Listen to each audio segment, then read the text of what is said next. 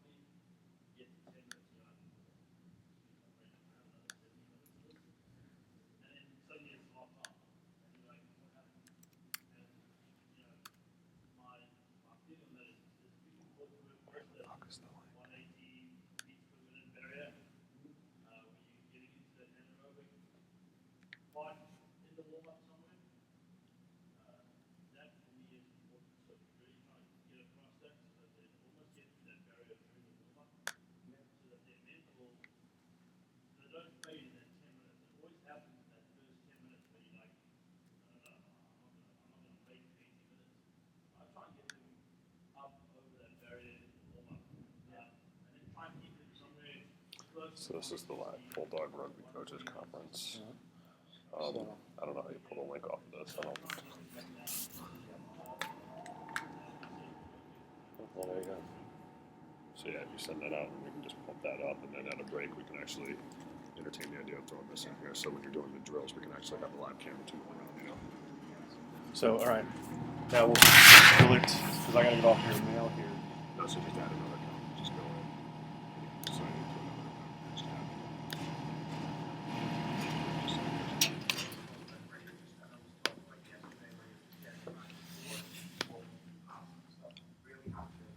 Have a good think about it when you plan your session and you know what your goals are. The warm-up has to reflect that. When the guys finish the warm-up, they've done one or two drills, could have been working on that skill. When you come into the main part of the session, they're already tuned in, they're already focused as a group, and they're ready to move on. Which is a really good segue into the next part of it, which is score engagement. And it's a concept I want to talk about called shared mental mindset. It's used very readily at a club over in London Hartlepool. Shared mental mindset is basically a concept that instills togetherness in the squad. It's trying to get everyone on the same page and trying to get everyone thinking the same things, talking the same simple communication. And it goes into two parts. So one part of it is calls on the pitch. They have trigger words that when you're on the pitch, everyone gets into the same mental focus and the same mindset. So, for example, they have calls like next job. It's a really good concept to get into your players. Whenever there's a stoppage in play, have your team come in, get in together and start talking amongst the leaders. Keep that focus. It's the same in the warm-up. Whenever there's a stoppage or a break, don't let guys go off in their own world. Have everyone come in and keep that focus within the group. There's ones like calls, really simple calls like white. We all know in games, when referees are going against you and you get 4 or 5 penalties in a row, it's trying to get guys on the same page and using this shared mental mindset. So white was a trigger that for the next minute, 2 minutes, whenever there's a tackle or a breakdown, you just let them have the ball, you set your defence up and you back your own squad, you back yourself in your defence and the pressure that you put on there rather than competing for the ball and risking another penalty. And other things, other calls on the pitch were if there was a turnover or if we turned the ball over, it would be fix it. Things that get people in the mindset of, right, we've lost the ball, get up off your feet, get into your defensive stances and get ready again. Or if the ball, conversely, was turned over to us, Chance was a thing, was a mindset that you get the ball, get 2 quick passes, get the ball in space and start taking the opportunity rather than just picking the ball up, have your biggest guy run into the hole and slow the whole game down. It keeps your tempo to the way you want it. And then there was the trigger words in training. So in your warm-up, really, really good good opportunities to get guys zoned in together. So if you as a strength and conditioning coach, any time during the warm-up we call bounce, everyone's straight down on the floor, right back up, trying to recreate things, areas like a tackle situation where you bounce straight back up and you're really switched on into what you want to do. I was talking to Greg actually about things that was talked about yesterday. In the tackle situation, your tackle isn't completed until you're back up on your feet and you're ready to go again. It doesn't stop as soon as you hit the guy. And these trigger words should be the same thing. They instill a movement and a process to get you back into the game. And if there's a drop ball in training, fix it, jump on the ball, get the guys up. And those little trigger words are really, really good at binding the squad together. And then obviously, like we said, that they can be as basic or as complex as you want. They can replicate patterns of play. They can replicate simple little jobs, and it's just good to have guys in the same wavelength whenever you're talking about things. Yes. A simple one that we use when we get to like that, the most intense part of training is we've worked with somebody and the guys always say 10 time, like that last 10 minutes of the half, last 10 minutes of the match, where you're just gonna bite down and just really go hard. So for us in training, if it's 10 time, it means we're not going to ask questions. We're just going to work as hard as we can, and then we can discuss it afterwards. So we're all just going to kind of bite our lips, push through that part of the session. Yeah. And then they carry that over into match day at last 10 minutes of the first half, last 10 minutes of the match. The captain, at a stoppage will look up at the clock and say, all right, boys, it's 10 time. Refocus, get together. Simple, right? Definitely. 2 words. Yeah. I mean, all these are a very good way of replicating when something goes wrong in a match, when your systems start falling apart. It's a way of pulling everyone together, keeping that calmness within the squad so that we don't, at the end of warm-ups and in your match prep, guys are, like we said, their heart rates are way up. They're really in aggressive mode, and it's trying to keep everyone calm and on the same page. And it works both ways. So if somebody does something good, you score a try, if you get points, that next job call is a brilliant thing. It's right, next job, let's focus in on the next thing that comes. So if it's a good thing that's happened, that's brilliant. Encourage the guys that have done it. Then we move on to the next job. And conversely, if it's a knock-on or something bad or negative has happened, you still apply the same principle. It's next job. It's let's always be moving on as a team to the next thing that's happened, not dwelling on what's happened in the past. Okay? So typical warm-up look. This is just a very basic framework for the warm-ups for your pitch sessions. We just look, I know with Nyack and Fordham, we just look to get the guys really engaged within this 25 minute period, and we're going to replicate some of this today within the session that we're going to do. So hopefully it transfers over to the drills that are going to be used today. 5-minute heart rate raiser, just simply, it does exactly what it says. Getting the guys running, don't get them out, start with static stretching and sort of a slow, low tempo. Get them moving, get their heart rates up, get the joints moving, get the muscles warm. 5 minutes of mobility, dynamic prep work. It can just be simple functional movements. It can be, you can even throw a ball in there. You can get them simple little passing drills where they're getting engaged and getting moving. Change of directions, things like that. Little 5-minute skill drill. So whatever the session is, whether if it's a scrummaging session for the forwards, you can get them into positions where you're having quick little hits. You can react to calls. You can have triggers for pushing. If it's a line-out drill, getting guys jumping, getting guys lifting, getting your timings worked out. Then once you're fully warm, you can have about 15 minutes of work. Then look to do a little quick stretch. Only 3 minutes, not long, drawn-out stretches. That's more for the end of the session where you get your gains and flexibility for your players, and that adds in, it tailors into recovery as well. The first part is just making sure that physically they are properly warmed up and mentally they're starting to get focused in, and then the last 5 minutes of the warm-up is your high intensity stuff. It's going to be where they really have to switch on, pull together. It can be a drill, it can be it can be stuff that's like ladder work, it can be agility, it can be shadowing, it can be tracking.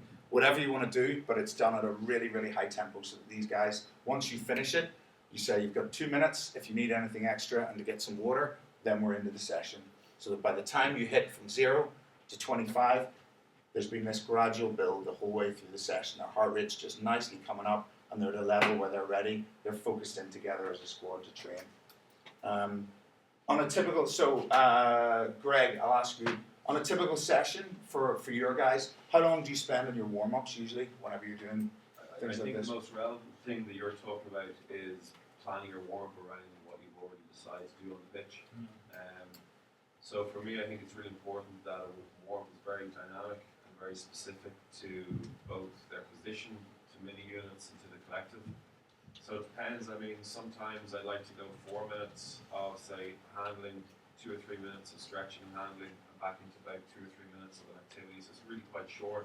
And the key thing again is to get players warmed up at a very high level and a good pace. So if you do things slow and lethargically during your warm-up, that's how your players are going to react when they take the field.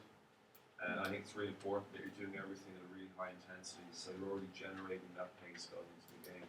So again, it depends, on a Tuesday or a day before a game might be very different, depending on how long you're training for or what you're doing. I think you always need to have that intensity, as Neil's talking about. Yeah.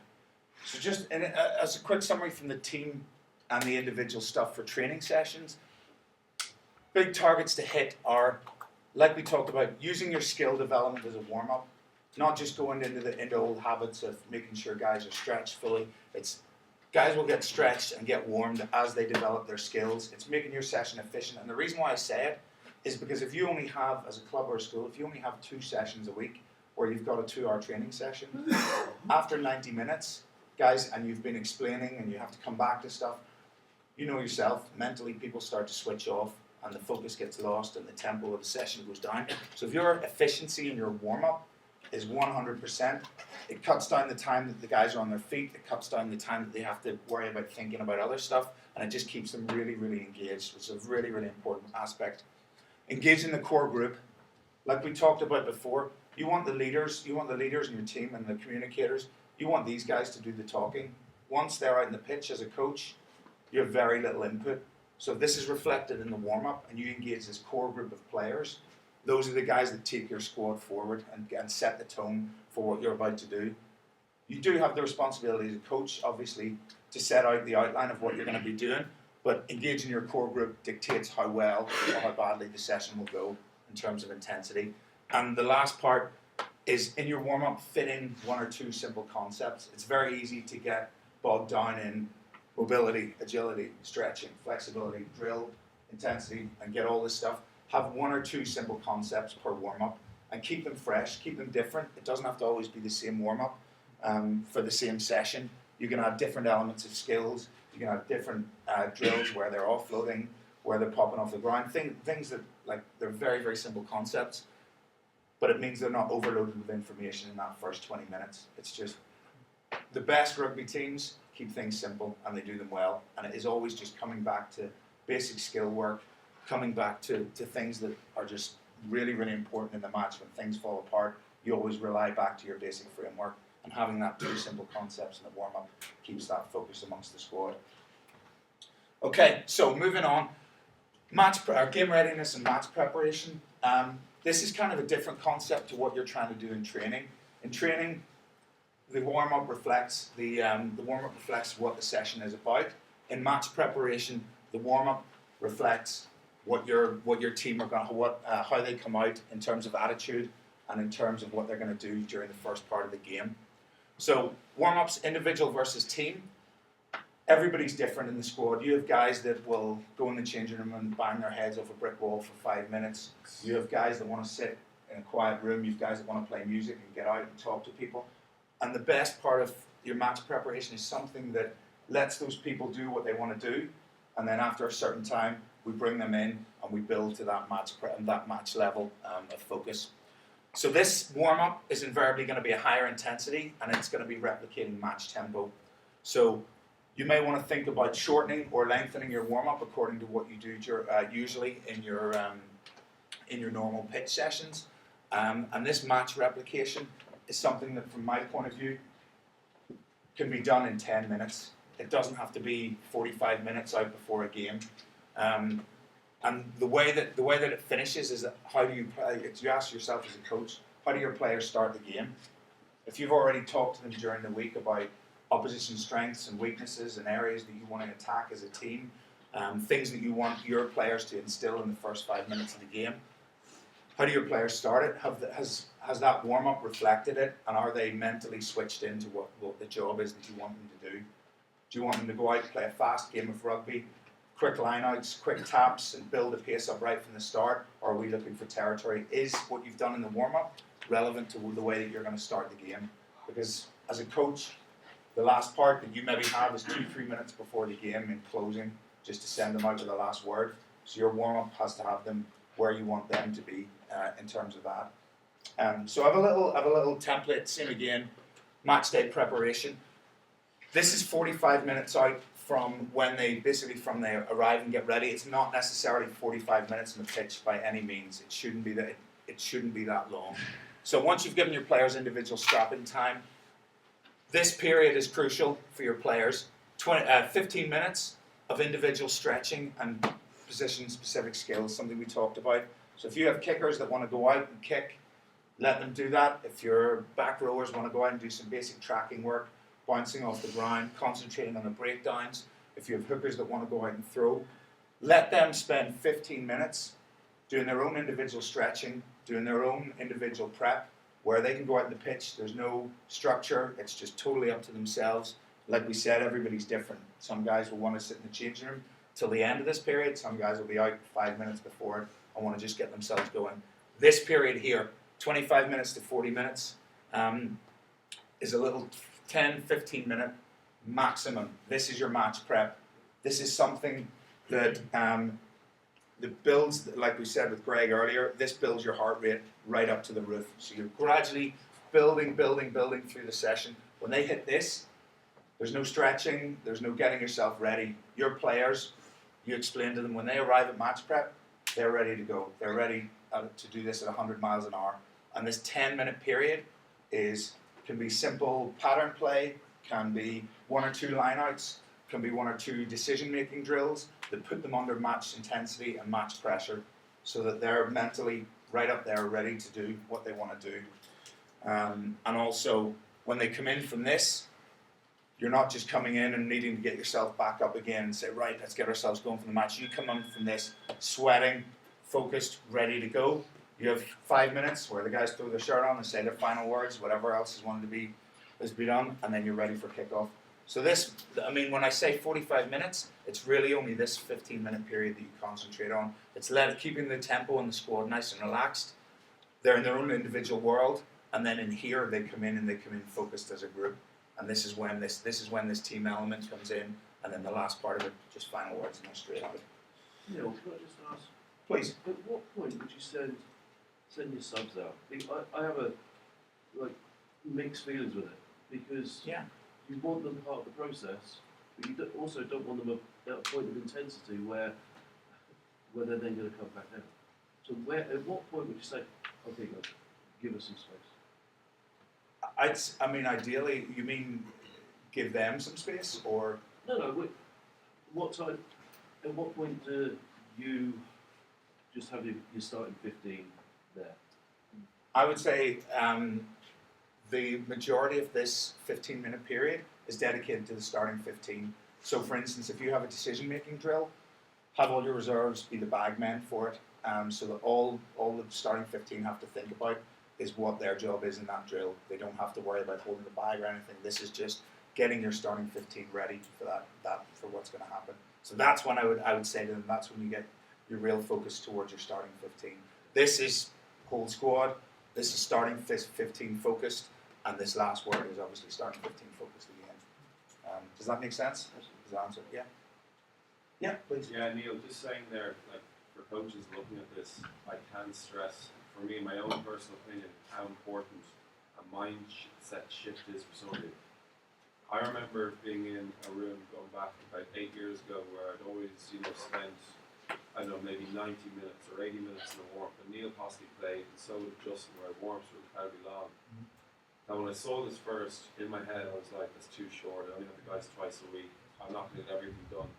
I cannot express how important it is, believe it or not, to do your work and try it then that shortened period. Because everything you do is really intense. The players are going to be fresh coming onto the park. Even if you're only doing something for 2 or 3, 4 minutes, I guarantee you that you will notice a big improvement, particularly how your team start the game with energy throughout. So for those of you now who are looking at this being skeptical like I was, I took that moment where I did it, and I even have it slightly shorter. You'll be surprised by it. And I know it's easy to say for being in an environment where I've got guys maybe 5 times a week, and you're like, well, only having 2 times a week.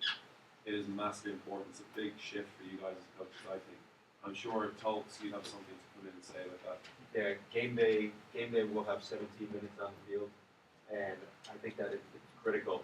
One thing I've always, in all my coaching, I always try to live with the philosophy, if you try to do everything, you do nothing. And it's hard for all of us because you want to do everything a lot and cover everything.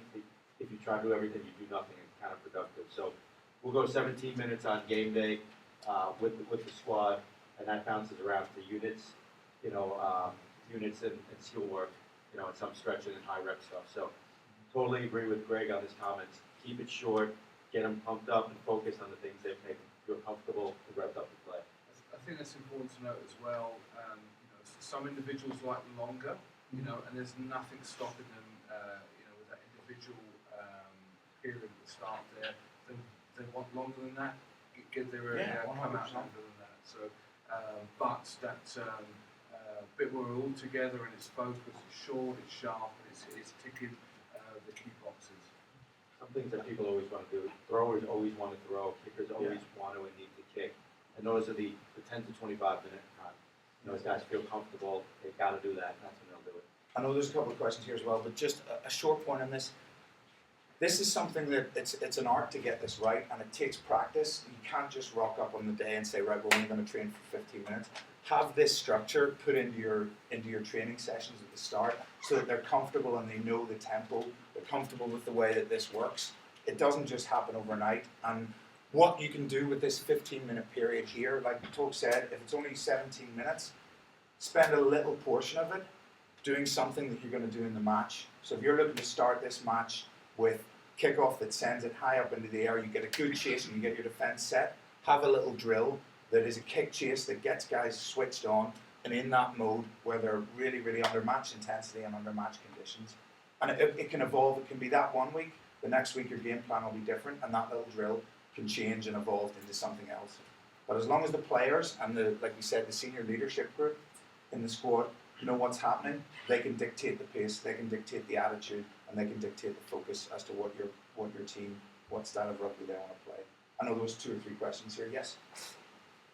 How early should you get your team to the pitch, especially for away games? I guess it depends. There's a lot of variables. If you've been on a 6-hour flight from somewhere and your guys have been sitting on the bus up until the last minute, it may require a longer period where the guys get to actually walk about, get on their feet, get their legs moving again, focus on, even from a strength and conditioning point, I know guys will agree, focus on easy wins like hip stretches, hamstrings, glutes, quads, get the guys just into mobility work.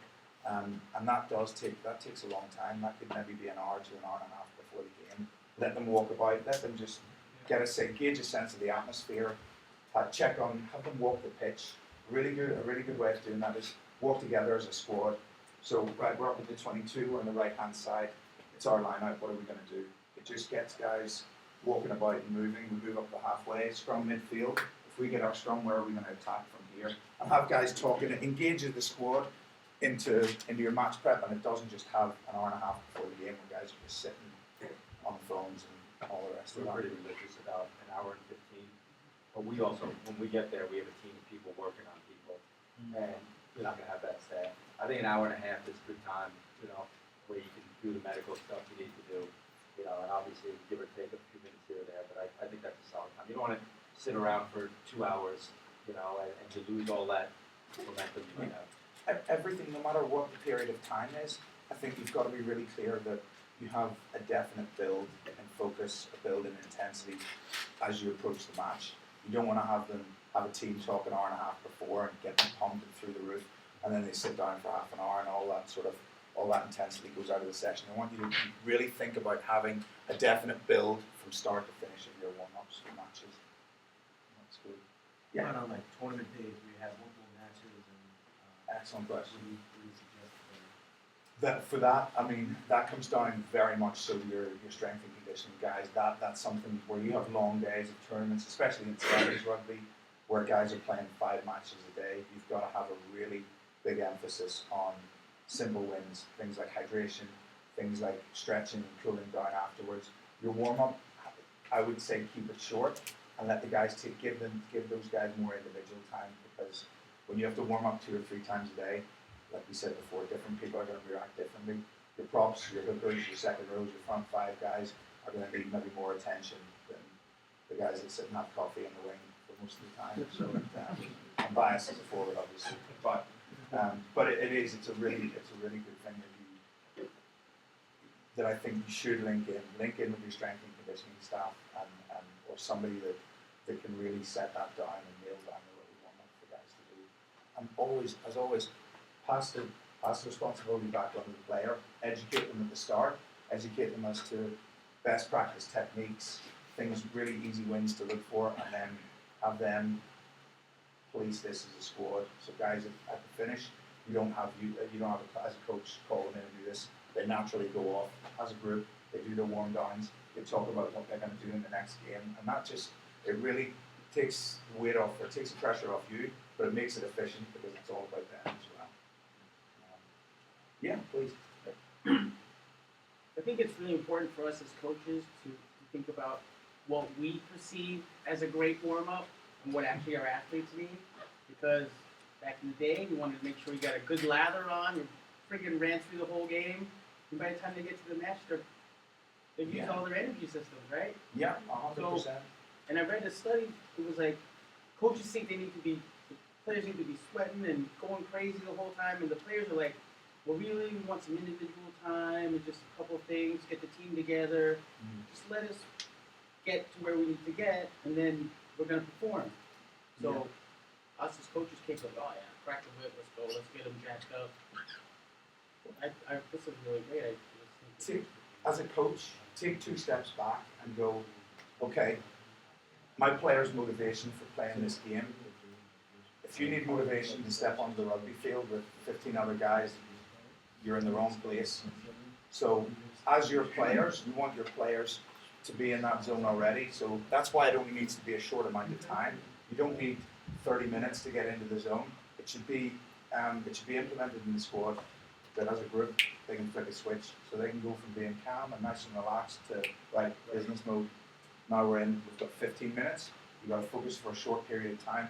And something like Toke said there, less is definitely more. Like you will gain a lot more during the game by having a short, sharp workout than you will from an elongated warm-up. And the same for training sessions.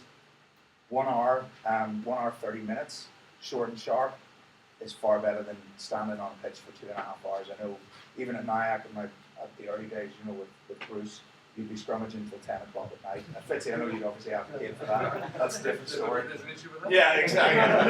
Why is that a problem? Of course. But it definitely reflects how you can make your team perform by instilling that sort of value into them. Yes. Can you just go into the 15-minute match prep for people? Maybe want to jot down, what you'd like to do as a coach in that 15 minutes. Yeah, definitely. So with the match prep, like I said, individual stretching, mobility, all the rest of that has been done. So this 15-minute period, the guys are coming in, they're ready. So I always start with a handling drill, and we'll do it today in the warm-up. Just a little simple handling decision-making drill. It's 2-3 passes. Somebody will shoot through a gap, and it's a quick decision-make. All the guys that are reserves will be in the bags. So the guys that are starting will just constantly feed through this little cycle.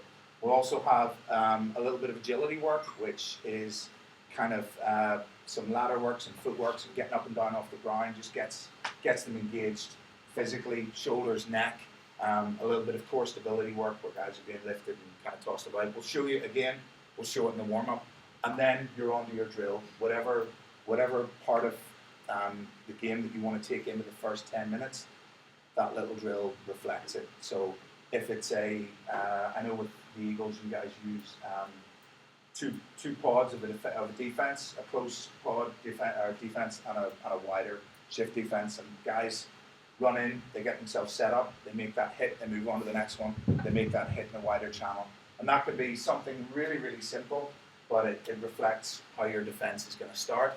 And then the last part of it is maybe you play two patterns. So you have set up a situation for your side where you have a line out, you play 3 phases, you chop it there, then you have a scrum, you play 3 phases, and then maybe one more where it's open play, a tap penalty in the 22, and you play it to completion. So the guys get confident, they get confident in the patterns, they finish a move, they score a try, right, we're done, and then you come up, you have 2-3 bag hits just to get the shoulders ready, and then we're good to go. And that really, I mean, that can be done with no rest, no water, it's just 12 minutes, bang, bang, bang, next one, next one, next one, and then they come in, they're ready to go. Does that make sense? Is there any? Yeah, can I add something to that? Yeah, it must be something that people forget to think about, but make sure that you rehearse the game day warm-up before game day. I think the first thing we'll do on Captain's Run Day on Friday, we'll rehearse our warm-up in short version, so the guys get out in the field and game day they know what they're doing. Because sometimes, coaches will forget it, and game day they're trying to teach guys to warm up, and that's the last thing you want to do. It does. It seems like a strange concept that you spend this much time focusing on your warm-up, but the same way that it works for a training session, this part here sets the tone for your squad. This part here sets the mindset for your squad, and it can be the difference in, like Greg said, it could be the difference between starting a game and after 10 minutes they're just gone, or it can be starting the game, getting on top, getting in a dominant position, getting points on the board, and then it makes it a whole lot easier for your squad. Yes? Are there any specific communication strategies that you use to really divide your 10 to 25 individual and 25 to 40 match, where you stress autonomy in that individual session, and then you use your whatever communicative strategies to say, all right, now it's on, you're together. Because I know in a lot of times where there's a lot of different individual personalities on the team, where you get one guy that is so fiery serious and one guy that just likes to joke around, and those two guys come together when it's team time, and fiery serious guy wants to knock the other guy out. So are there any strategies that you use to kind of combat that? I've been in that situation. 100%. This is reflected in, this is really well reflected in the people that you choose as your leaders, your team leaders. So, and it also comes down to your strength and conditioning coach, or the guy that's taking the warm-up. So a really simple answer is a whistle.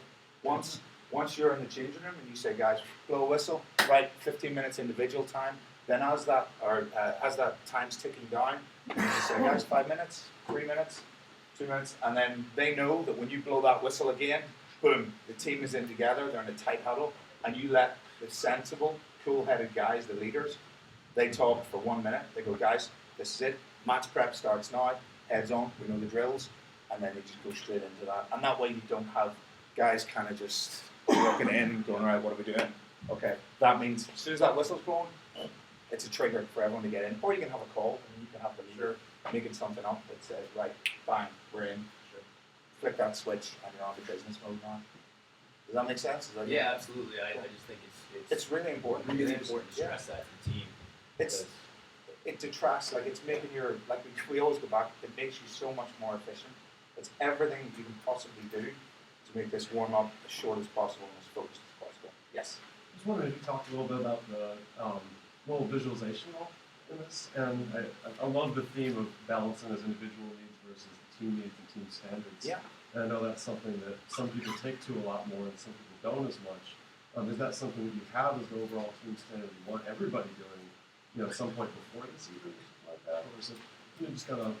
The visualization can be done in a lot of ways. A really good thing is, like Tosh had said, the day before, if you're having a team run or you're doing that can be something that you do after the team run or before the team run. You can just have guys sitting in a room talking and visualizing about certain patterns, what we're going to do in certain areas, and it's a good way to do that. I think it's difficult to do on a match day because, like you just said, every single person's different, and if you say, right, for 5 minutes before the warm-up, we're all going to sit in a room and just chill. Some guys will just be like agitated, they won't be able to focus, and that, again, that kind of detracts. So it's left up to the individual. If they want to go through their own imagery of spotting themselves, tackling, setting targets, body heights, breakdown skills, things like that, really up to the individual. And I think that has to be again led on to the player. You put that premise of the player and say, yes, you can do it, but when you come to this point here, you're all ready to go. You're all about team. It's no more individual stuff. You don't need to do this before the I can't tell you that, right? You're from Xavier. No, yes, we do this. Are your boys disciplined in that first 25 minutes? Probably not. Yeah. That's up to them. No. What we try and instill with Fordham, this is very much gauged. Every level is different, and you'll notice from the Eagles level, it's more intense, it's more laser focused. For the schools, it kind of trickles down and down and down, and it is hard. You know yourself with the school setup when you've got 60 to 80 kids, trying to get 22 of them or 15 of them focused into that, it is difficult. But that's the concept that we. No, I certainly would. I'm going to go towards something more like this. I like it. With the New York team, by virtue of the fact that we were late and something happened, we cut our warm down to like 30 minutes, and they all came to me afterwards and like, that's it. We want short and sharp, and so we did that as well. I'm going to try this with Xavier. The individual stretching part, they are so like. They just go on off, and you give them 2 seconds to misbehave, and they'll misbehave. They'll go off focus. They're not bad. I'm not gonna. Yeah. I've seen them. No, I've seen them misbehave. No, but just their minds will start branching off somewhere else. Yeah, I agree. And again, all this comes back to you as a coach. It's who you instill leadership responsibility to, and they dictate how your team operates. And I mean, I know from a personal experience at Fordham at our school, we do this it's just out of necessity. Our bus is invariably late, and we only have 5 minutes before the game. So literally is off the bus, straight into this and go. And the kids, at a kid's level, at high school level, this is, for me, it's a perfect way to do it, because they don't have time to think about other stuff. They literally go off the bus, go straight in. Going back to yesterday's segment, that's something you have a plan for too. The reality is that it is. I dealt with it for a long time. We all do. You commute to games, you run into traffic, and now you only have 20 minutes at the field. So with that contingency, short warm up, and that's part of the fire drill. Yes, with what you were saying, Greg, with the PSS time, we've all seen that turn into stand in a circle and pass the ball around and talk about our days. And I think it's important for younger teams. I have to do this with my team also. Is you build them a menu by position. So if you're a lock, when you get there and you're strapped up, you're going to work on your footwork for lineouts. You're going to work on your J lines when the ball's in the air, right? And so they show up and they know I have 3 menu items to do before practice, right? And then you kind of scan, and if somebody's not doing those, maybe that's a competition you have to have with 1 or 2 guys, or it's a competition your captain has to have. But build them a menu so that they know when they show up. These are my 4 things. Tolkien said, the throwers are always going to want to throw, kickers are always going to want to kick. Just keep going fast. I'm sure the most frustrating thing to come out and see, no disrespect, is to see props hit and drop goals and stuff in the warm up. I know it's not. What's your record in warm up? Pretty high. Yeah, I was going to say 100%. But it all comes back to you as a coach and what you instill in your players. And all the stuff that we're talking about is that whenever you make that warm up, if that's the way that you operate in your warm ups and training sessions and the culture that your team has, it makes putting this together so simple. And it means that when you do come to matches, your teams operate through your players, and when you want something changed that's simple, it's done through them. And it's not you having to shout at 20 people, it's you speak to 1 or 2 people and they go in and sort it out. And it filters down. And that kind of professionalism throughout the squad is really shown and reflected by what you put into them. I don't know if it's going to be redundant. But no, go for it. Piggybacking on all this, I'd love to hear from Mike from Rugby 52 what the biggest challenges you found implementing this are, and what you've done to overcome them. Well, I like Josh's point there about giving them a bit of a menu, and I'm a bit of a stickler. Greg talks about non-negotiables there. I make sure within that period, and people tend to come out at different times. But while I don't want it impact upon their personal time, I make sure they're going through that stuff we talked about yesterday, that one-on-one, one-on-two. Okay, 1 or 2 reps. Okay, so they're engaging those major muscle groups. They're getting ready to scrum. It's a focus for us. We look to get better and better at it, and make sure that each and every one of the forwards is being through that. Takes them 2 or 3, 4 minutes maximum, okay, and then they can go and focus in on the other stuff. But that for me is non-negotiable because it's a focus for our team. Yeah, my part is more of, we gotta run pretty precisely, so it's not an issue of, how much time and stuff and what we're doing. The time going from the end of warm-up into the taking the field, for me, is a big part. How do we bring everyone together in that part and make sure that their minds are collectively one? So for me, that's the challenge in the clubhouse before the game. Mike, are you keeping a tab on that time with somebody else? We all are. Yeah. There's a clock there. Yeah. The manager is. I am. So we all are. And it's just that focus. How do we transition from training, individual, into team, and take the field? And you've mapped that out before. We try to. Like we mapped out the time and the logistics, but the mental part. Yeah. How do we get them fired properly? You don't want too much emotion. You want the mind leading the emotion. And there's a time for emotion. It's the national anthem. And it's something before, but you got to be mentally focused. Just making sure the guys got enough time to get in and out. Yeah. I mean, we had issues in Chicago, didn't we? Trying to get up to the block. It was a long way. So, you, especially Vincent, with your pack, you get the pack together as a whole, in one of these areas? Yeah, so you have them. part of that match prep would be after we've done run tracking, some handling. We'll split, I think 5 minutes we're on about the moment for line out. So we'll go through spotters, team focus, the subs, we'll go through some lifts, some guts, and some throws, and then we'll come together and do a couple of engagements from the scrum. And there's really 3.5, 4 minutes, and then 1 minute scrum. The key thing again, adding to that, and Fitzy worked with me with the national women's side. We struggled a little bit with getting enough time for him to do scrums, as you can imagine, Fitzy. And we also struggled at the start with our match prep because the coach who's coaching can't be really nervous and looking at his watch. So even though we're working, for example, in an international setup with a strength and conditioning coach who would have a full run out of the time and somebody else blow the whistle, even in a really small environment, we might have limited infrastructure. For example, in Yale, I have an injured player, so I send out the match prep the day beforehand by email to all the players, so you all know the warm-up and you know what to expect. I'd have somebody who actually has the whistle, has my watch, and he's the person who calls the time.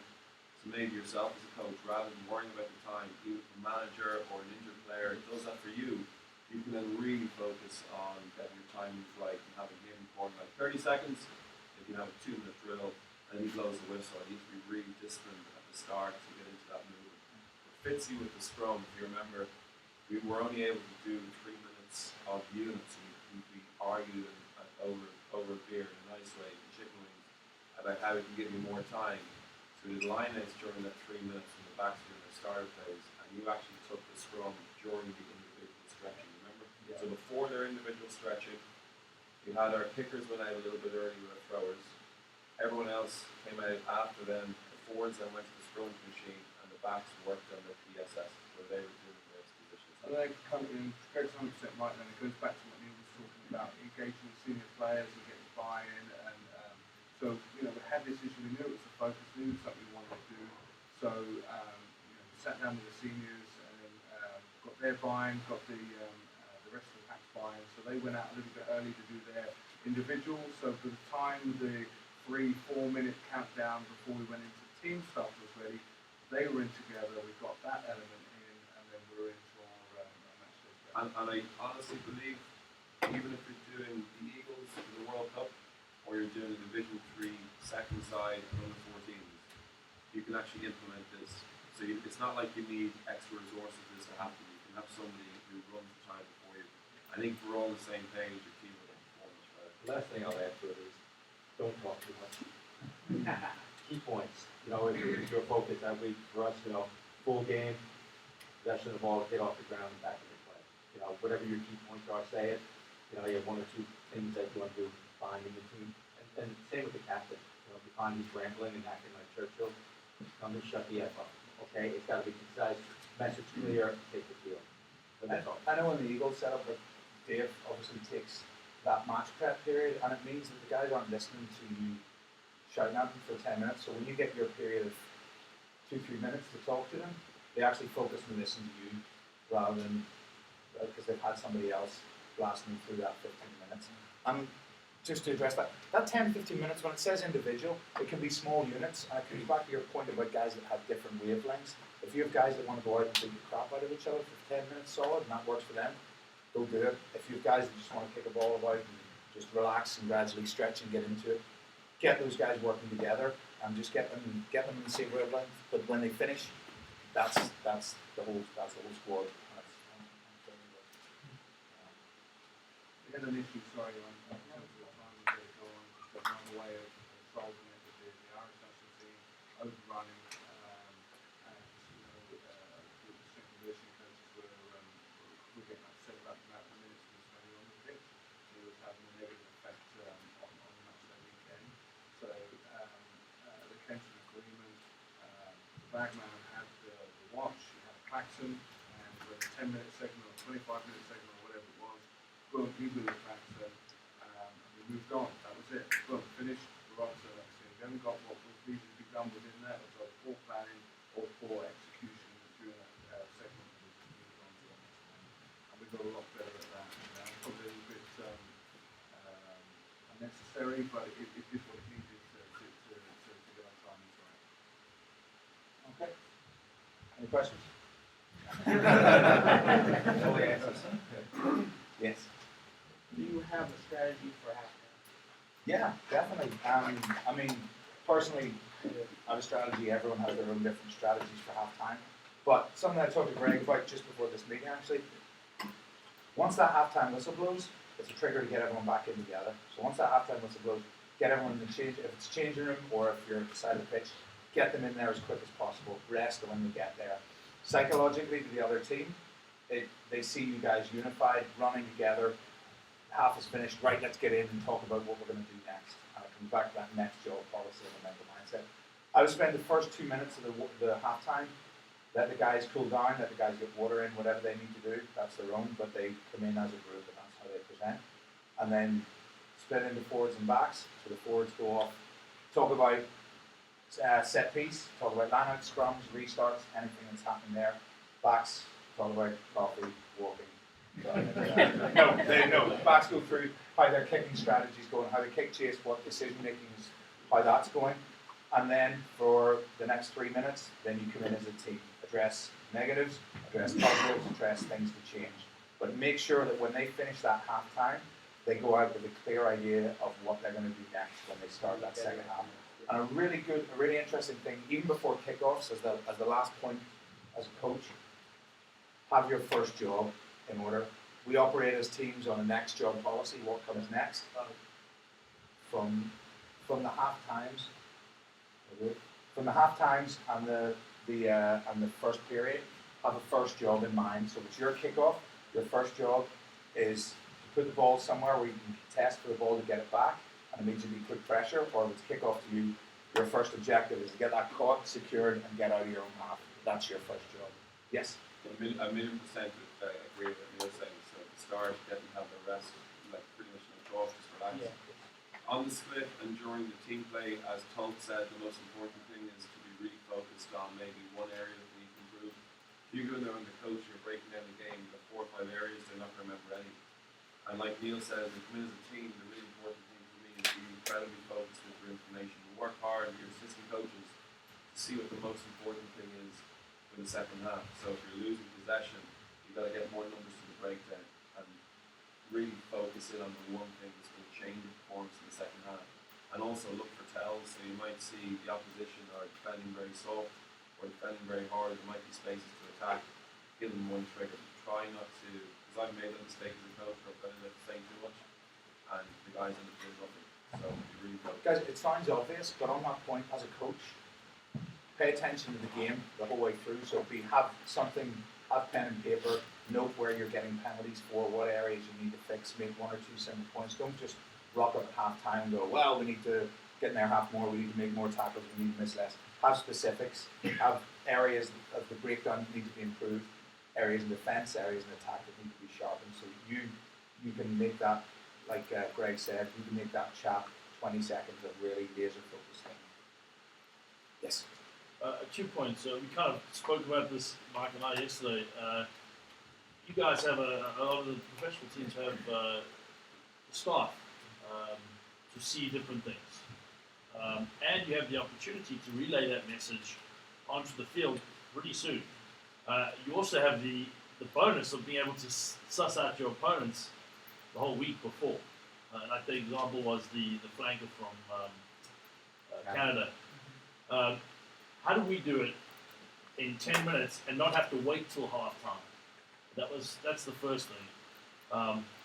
Obviously, going back to what you said, like use your coaches, use your resources to try and identify things. Have them focused on different points, different things. That stands to reason.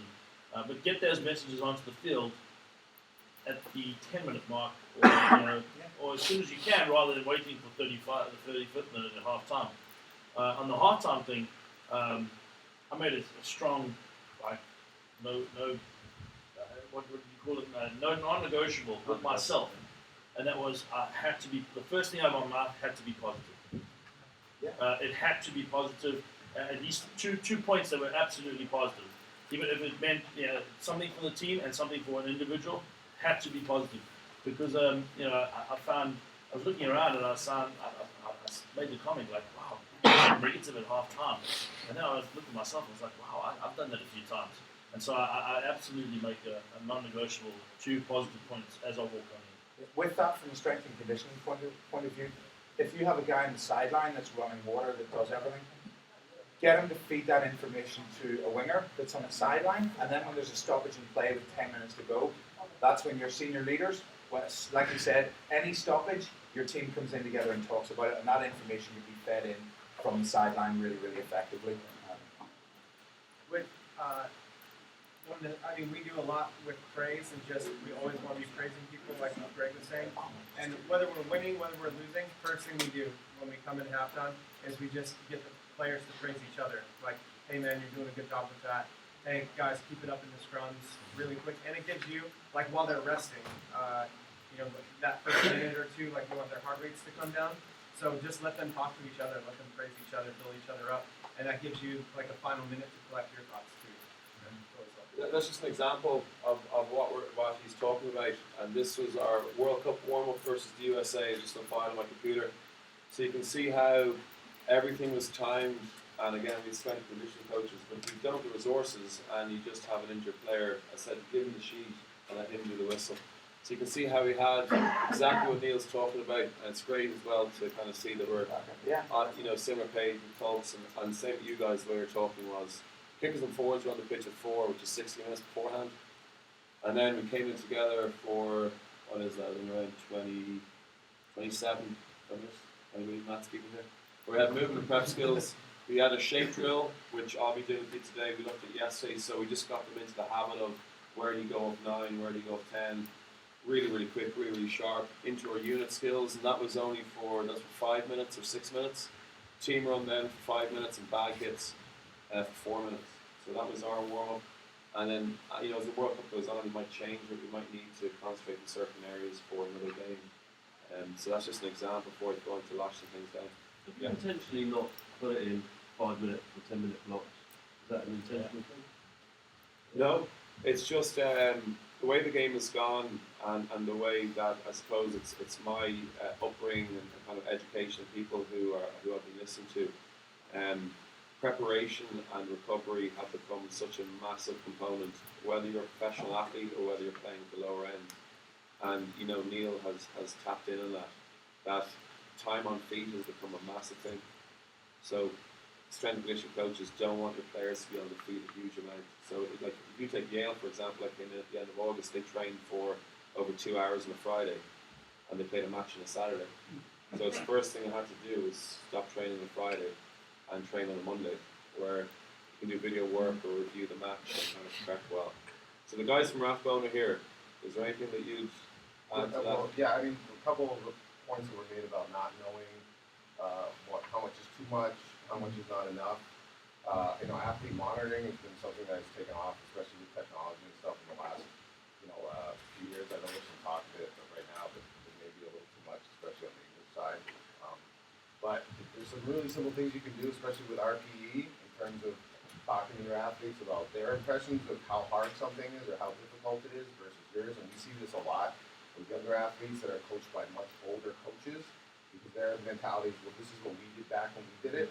And that's fair, but you didn't have a lot of the things in your lifestyle that kids now have, right? You didn't have a schedule that's full of everything. You didn't have social media. You didn't have, they weren't working out as much. They weren't doing as much training. They weren't playing, things like that. All these things take away from an athlete's ability to practice, play, assimilate information, all that stuff. So, we have a questionnaire that we have all our athletes fill out every single day they come in to work out. Some of it's about the work training, some of it's just about lifestyle. Yeah. Right? So we can look back and be like, all right, it doesn't matter, I can design the perfect program. But if the athlete is not prepared to execute that program for whatever reason, whatever stresses they're under, it's not a good program for them. The same thing with drills, and I know there's been some good studies done where they do, coaches will rate the difficulty of the drill, and then they'll interview the players, and there's usually a huge disconnect there between what that is. And again, that's the planning of your session, relevant to what you're going to do, relevant to what the week is, where in the week that session is placed is really key.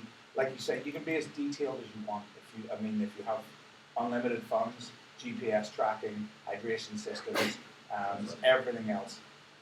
But you can scale it down to what you have and make it appropriate for your level. And like you say, getting players' feedback on sessions, on how they slept, on how they feel coming in, how they felt after sessions is a great gauge. And as a coach, you've got to have that constant back and forth with the players. It's got to be ongoing assessment. It can't be, this is the way I see it, this is the session we do.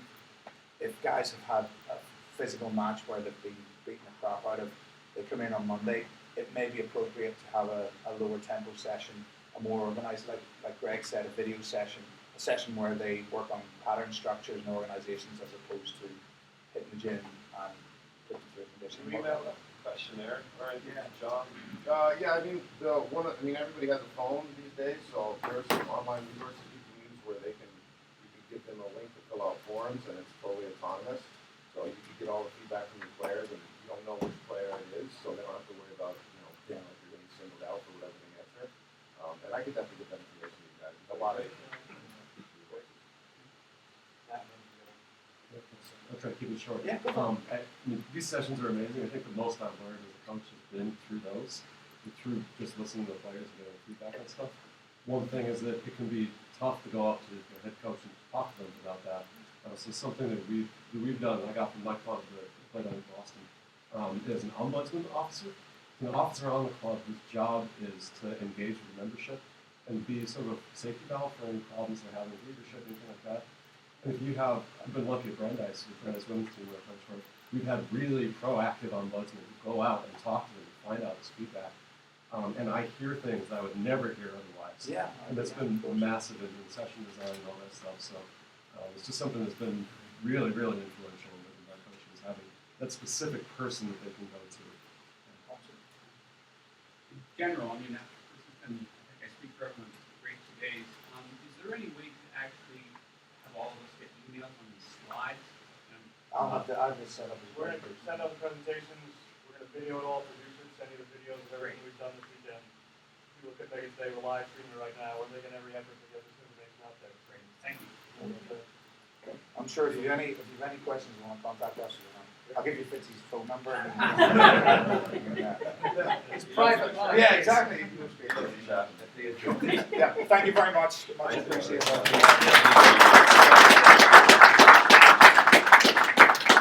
So we're gonna go up to the gym. I just want to add something to that presentation. I'm lucky enough to spend a lot of time with guys like this. We put in a warm up like that this season, and I actually did what we were talking about at first is improve the focus.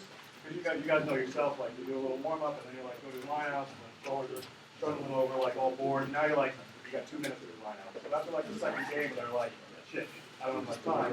They started to get their focus together. So that's just the food. So if I can keep the presenters down here and ramp phone guys and everybody else will meet you up in the gym. We'll just cut the break out. We'll meet you up there in a couple minutes. Can you meet up here, or are we coming back to the Go platform? bring it up there.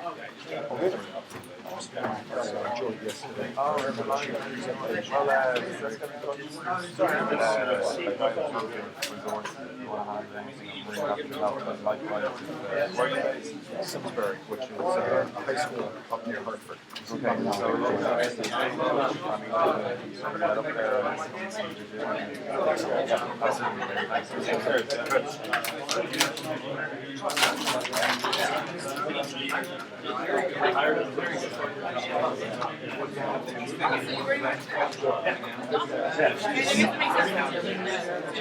Yeah. Waiting to get a final so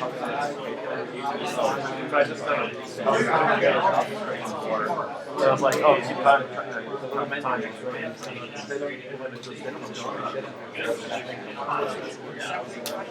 I love the fact that we're such a guy on the radio show that are the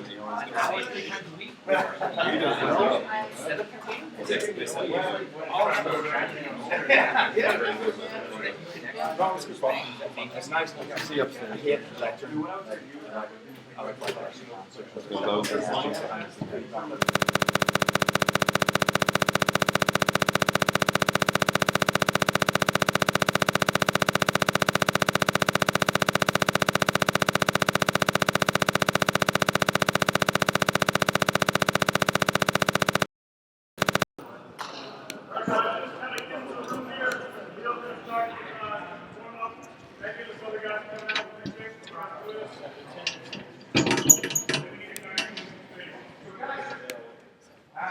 What we're going to do, simple one, I'd like to talk about 2 or 3 things just to get them engaged mentally.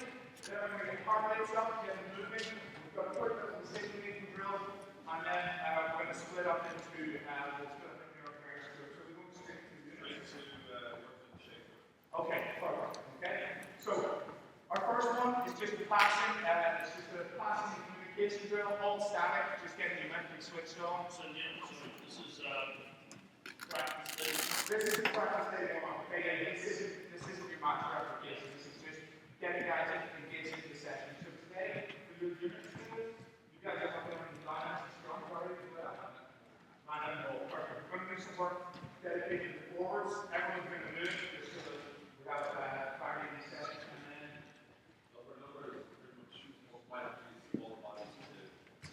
that'll work perfectly. Okay, so nice and quick, we're shooting 2 circles. So get those balls to the same person. So one down on the ground. Okay? This is just a bit of a race. Just get guys engaged. What's going to happen is the ball's going to travel around the circle in sequence. So let's go. 1 point, 3, 4, 5, back to the start. Okay? You're going to go to the start, crease in the face. You get back to the start. That's it. We're going to try and get 2 balls through the whole system, through the whole sequence, twice, okay? Once you've got both balls through the sequence twice, with the both down you've got. Okay, first group finished, other group does 10 press-ups. So I'm going to give you guys 10 push-ups. Okay? So practice round, just have 1 quick practice with 1 ball. Ready? Let's go. Start talking, start getting in. We're going hands up, communication going. Good. Right, start. Hold it down. Okay, ready. Both balls through the grid at the same time. 2, 1, let's go. Quick hands, quick hands, quick hands, quick hands. Keep talking. That's 1 through. Twice through. Ball start. Get back in there. Okay, that's good.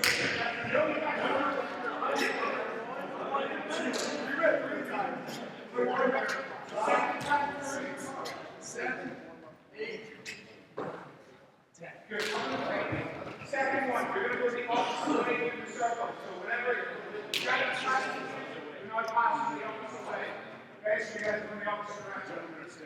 Big thing, everybody, is getting guys to communicate from the start and focus on the pass. It could be whatever number you have. Okay, walk up. Ready? Let's go. Let's go.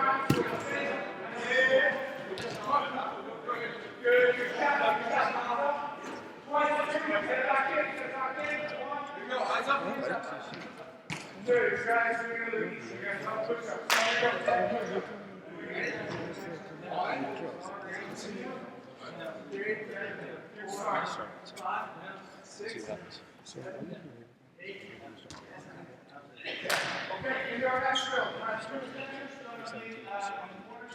what we're going to do here, guys, it's going to be a decision making and a reaction drill, but also a bit of handling. So it goes back to our skill development that we talked about. It's not just warming up with running and stretching, it's warming up with decision making. So one in the corner over there. You're going to be first, you're going to be second. So defenders and front attackers. So nice staggered line of defense. This is your attack group. All we're looking to do if I'm the first player, it's just one step, quick hands. And everybody, I want to see your hands up out front. So you take that step, quick hands, quick hands, quick hands. Line break. Now we're talking, trying to get through the grid, and score out of that line. So our defenders are just making it difficult. Whenever you come up, just quick, you can have a quick grab or push them out of the way. Make it difficult to make that line break. So the mindset of your attackers is that once that line break's been made, our job isn't done until we're in a position to support and ask for the Bulldog. We'll run a couple of rotations. Guys next to work, get ready behind, stand behind your next hit. Okay, take a step back in the middle, take a step back. Ready, set, go. Walk up, hand, break through, break across. Okay? Pace, you're going to draw that line, increase the pace a little bit. Next group, jump it over the next four. Here we go. What's the It's 50 seconds of that. There's still not full contact, it's just getting guys into position. Okay, next group, go. Let it talk from the pass, talk the ball. Go. Quick round, quick round, quick round. Go. Nice. Go. Next group. Quick round, quick round, quick round. Go through. Okay, really good tip, guys. You can tell your players, once this guy's made the line break, that's your trigger to accelerate. It's not to stop and see what's happening. It's pick a space and if you go back a little bit. I don't know where you were. If it's this defender, it's trying to get the ball into space. Okay, so we're fixing that defender, putting somebody else away. If it's this defender, it's accelerating into the space and making him make a decision. The second that I run into the grid and stop and do this, that kind of kills the tempo of the drill. So have your guys fix that defender here, or else bring this guy across, accelerate, put somebody else in, and if he buys the dummy, go straight through the score. Okay, 3, 4 more reps, really high tempo. There you go, speed it up now. Here it comes. Stop. Next up. Good. Wait through. Okay, over there, choose the defenders, treat you guys on the corner. Anybody with one, go to 5, 4, 3, go. 1, 2, 3, go, break through, go. Guys, remember, accelerate to that line, go into the space. There we go. Go through. Where's the space? Good pass. 2 more. Okay, go for it afterwards. 2 more reps, go for it afterwards. Go. Good. Stop. Last one.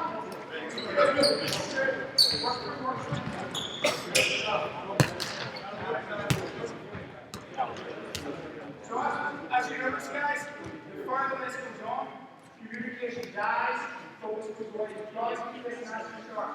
Make sure you instill in your team leaders that talk, that depth of the pass, that everything is started uniform. You're not looking for a big run-up. It's just one step. It's not this big high tempo. One step, make a pass, break through, make a decision.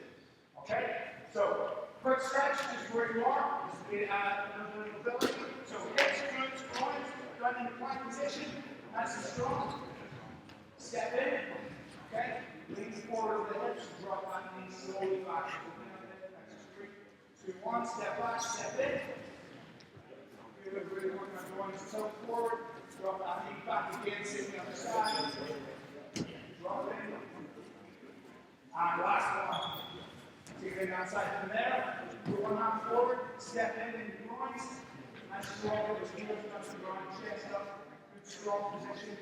Okay, arms down, hamstrings. 2, 3 seconds. 1, 2, 3. Line in the groins, in, stop. 2, 1. Good hamstring stretch. 3, 2, 1. From there, stand up. Reach up tall. Elbows down. Good exhale. Inhale. Exhale. Hip shoulders warm. Inhale. Exhale. From there, full body movement. X, Y. This is a squat down into an X. Open up into Y. 10 reps. 5 nice and slow. Here we go. 1. Give the count. Nice and focused. 2. Here we go. Get the noise going. 3. Get in. 4. Last one. 5 quick. Up on the toes. Here we go. 2, 3, 4, 5. Go to the tempo. Sumo walkouts. One for force ability. Working on the body heights, especially for floaters. Feet wide and the shoulder width apart. Hands down. Walk out into a plank. Drop the knees. Walk back in. Stand up. Okay. 10 reps. Here we go. Down. Walk down. Okay. Somebody take control. Lead your call point. Good. Good. Great. Good stuff. Forward. 5.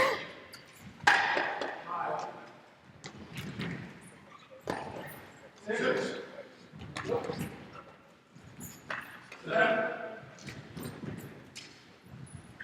8. Good stuff. 9. That's working the line here. Nice and short. Let's go. First person up. Grab the ball if you need to. All we're going to do is agility and footwork. It's individual here, so just get yourself switched on. If you can get a ball in your hands, brilliant. If not, don't worry about it. We're going to work through the grid, nice and strong. So hips always forward. You're just going to push through, keeping the feet apart. Don't let them touch. Crossover, so nice and low. Pushing off, pushing off, pushing off. Turn, go back, straight in. Okay? Let's get going. Move through. 2 reps each. Ball here.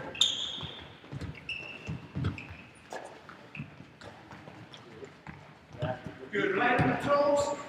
Quick contact. Good. Half the rip. Come over here. Start another one. Go on our way. Again for 2 reps. Good. Missing the cones. Okay, so move through the gaps. Good stuff. Call for the ball. Okay, come 2 reps.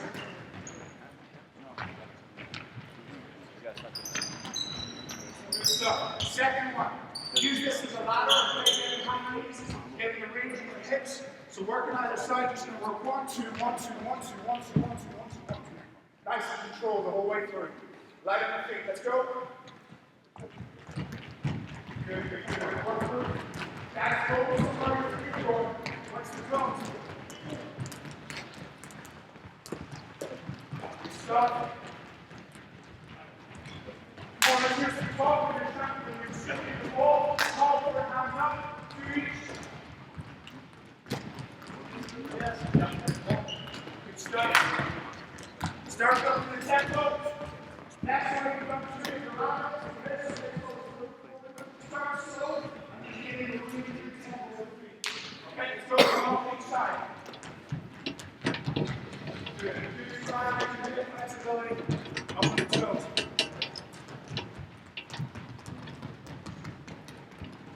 Good, good, good. Stay light on your feet. Get the arms to it as well. Okay, the arms to the sides of your feet. Yourself, keep practice. Down to either side, the rest. Move through. You're going to get down the last one, open up the hips. You're going to hit either side, so you're going to work opposite. 2 opposites. So nice and light on the feet, goes like this. You're going to open. Nice and strong. Turn. Second stop. North side, accelerating 50, 60, second on the way back. Okay, let's go. Opening up the hips. So hip openers. Okay, so every stride. Open, open, open, open. Okay, don't worry about down so much. Just worry about strong starts, heart rate coming up high. Jack coming up, you're passing the ball. Guys, strong balls. On the center. Okay, last one, easy. Get to the partner, similar loops, talons, sides, whatever you want. Similar, really close. Okay, I've done a few. What we're going to do now, guys, for the forwards, for our scrummaging part, our element we're going to work on next, we're going to core stability, working your body height. So all three of your partners, one person down on the ground like this, knees on your hips, hands on your shoulders, good strong position, just holding that one. Okay? You're going to help them a really good thing when you're starting with the next one. Be gentle with it, so chin down the chest. You're going to work back up nice and slowly. Notice good flat back, good core stability. 2 or 3 reps of resistance on the neck. Take to the sides nice and gentle. See the other side work in. And you can build this intensity up. So the next part, you're just going to stay in that position. Work on his core stability. Work on pushing him out, pulling him in. 30 seconds work for you with the partner. Lift the leg, lift the arm. Work on getting out of position. So you've really got to work nice and strong. 30, 40 seconds. Getting the stability in the core, getting the breathing, getting your body happy. Okay, working on amongst the players. 30 seconds on the neck, 30 seconds on the body. Nice and intense now, so really working hard. On the toes, knees under the hips, good level back, gentle resistance to the neck. So all gearing towards what you're going to be doing in scrummaging. Good strong position. 10 more seconds on the neck. 5, 3, 2, and 1. Up touch, under the body, start moving the body, start making them work. Good stability, stay in position, okay? Don't be too gentle with them, give them a little bit of work. Make them work hard. Get the knees underneath the hips, get the knees back in position. 4, 3, 2, 1. Roll it over, let's go. Right in position, 30 seconds in that work. Keep talking to, keep working his neck, and make sure that the pressures are given isn't too much or too little. Okay, keep that communication between the two of you.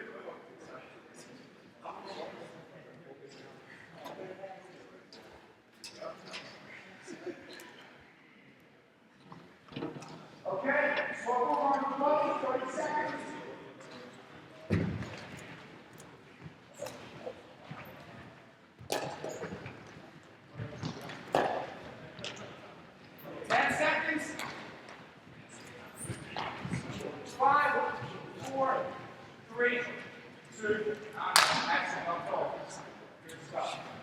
Final stretch. That's going to work on our lower body again. We're going to go on quads, build up to your shoulders. Okay, so where you've got space, down on one knee, hip flexor to start. Nice and strong. Open up. This will be the last final stretch. Open up nice and strong. Inhale. Take that elbow across. Rotational stretches back. 3, 2, 1. Hamstring transition in. Close it kind of a little bit yoga basic. Close nice and strong. 3, 2, 1. Lay out to the side. Just quick 3-second stretches. You're working on flexibility, toe up, and then leaning towards that toe. You feel a different stretch as you're going. 3, 2, 1. The last one. Okay, back into plank position. The same leg, drop that leg here nice and gently. Sit up tall. Feel this in the glutes, okay? Really good fold. Exhale forward. Open up the arms. 3, 2, 1. Here, hands down. Transition in calf. Calf stretch. 3, 2, 1. Other side. 3, 2, 1. And then down to the other side. Glutes. Fold forward all the way down. Tuck the chin. Stand. Sit into that stretch. Nice and strong. Be nice and warm now. 3, 2, 1. Hands to the side. Up at the hip flexor. Moving through this nice and dynamically now. Open up the arm. Big deep breath in, lift, exhale. Bring the bottom arm across the body. Sink in. 3, 2, and 1. Okay, personal stretches, anything else that's tight, necks, shoulders, knees, quads, anything else you want. You've got a minute. You've got a drink of water, and then we're into the main session. So what we've done, guys, is just go through the 4 parts of the section. Skill development, okay, heart rate raiser, personal stretching, and that foot stretching. 3 or 4 little elements. They're really simple drills, and they're going to be appropriate to what Justin and Greg are putting into their section. So by now, you guys are engaged, the tempo is high, just need to warm up the build. Now they're ready to go and make the section. Any questions or anything now? For you guys, what's the setup? Does the coach come to you and say, hey, this is what I'm doing tonight? Yeah, so the pre-plan before the session. So basically, he doesn't care what you're doing in warm up. He just tells you what you're doing. He would explain what he wants to get out of the session, and I plan the session accordingly. So, for instance, he wants to work on confidence more. We've had work on like an X, building that strong up and one, two, four, and then they go into it.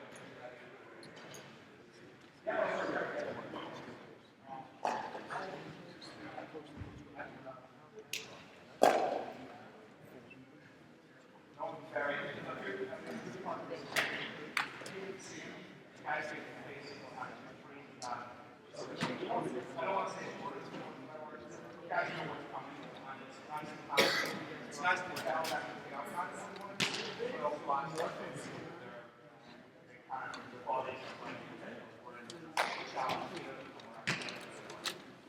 easy to talk, just what we do the motion.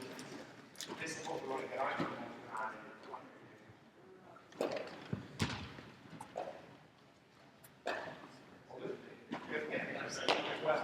Guys, you want to come over here a little bit more? Do some big shot.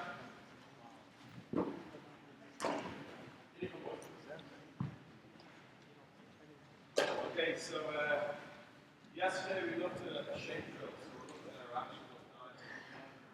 So what we're going to start doing is put into a position of nine. So we use formulas around the corner. We use a kind of formulas around the corner. So what we're going to try and do is put you into a shape so that we can give you a bit more of action towards the game now. Alright? At any stage, if anybody wants to contribute or have a look, please do so. So we're going to start with some half here. I want them to you're starting us from that. Okay. So we have all the rugby, so like this is the rugby time in. And all you guys do here for a second. So what we're going to do is we're going to operate threes. One of the things I like to do in my team is in the right corner is to identify the role on the go. So my fault as I'm moving towards my role and then see it from the next guy, the next guy. So communication is really important. So I don't want them there to be quite quiet, get in the area and then identify who they are. So what we're going to do is we're going to come from this area here, and we're going to talk about the wide man on the look. So if we put down the number one, you do it two in the next one, and the third person will then get a little wide.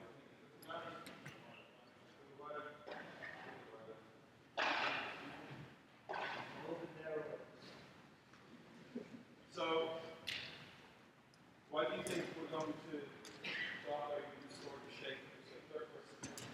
Why do you go out like this sort of shape? Anyone? Get away from the forward. So why do you want to get away from the forward? Very good. So what we're going to do is you boys can see this counter. We're going to start by the thumb swing there. So again, the sound very use the phone system and some. So firing on the line. Okay. So for this sake, I'm saying here, first guy's going to be A, the second guy's going to work 1, 2, and 3. Is that okay? So you three guys come in next, you go up this side to begin with, and what you're going to do is we're going to work with you to something the ball straight up and down the star basis of the ball system. If you guys are back and start, sometimes as a coach, I would particularly bring stuff in the options. I like to rest myself around the ruck so I can pick up the ball and slow it down depending on getting the 9 ball game finishes actually before we bring in a defense line. So good work around the corner, talk early, let's go. Yeah. And what you want, how your role is better. This last question I'll go through below when I be talking. So what's the key thing to the ball carrier? What do you want all you guys to do to get to the game line? Yeah? Take a pace. What do you guys need to do to carry the ball? You've got to support the ball carrier. Support three, we have to get it right then. So whoever gets the ball, the rest can react, get nice and close. And all I want to do is start with all of the surge towards the game.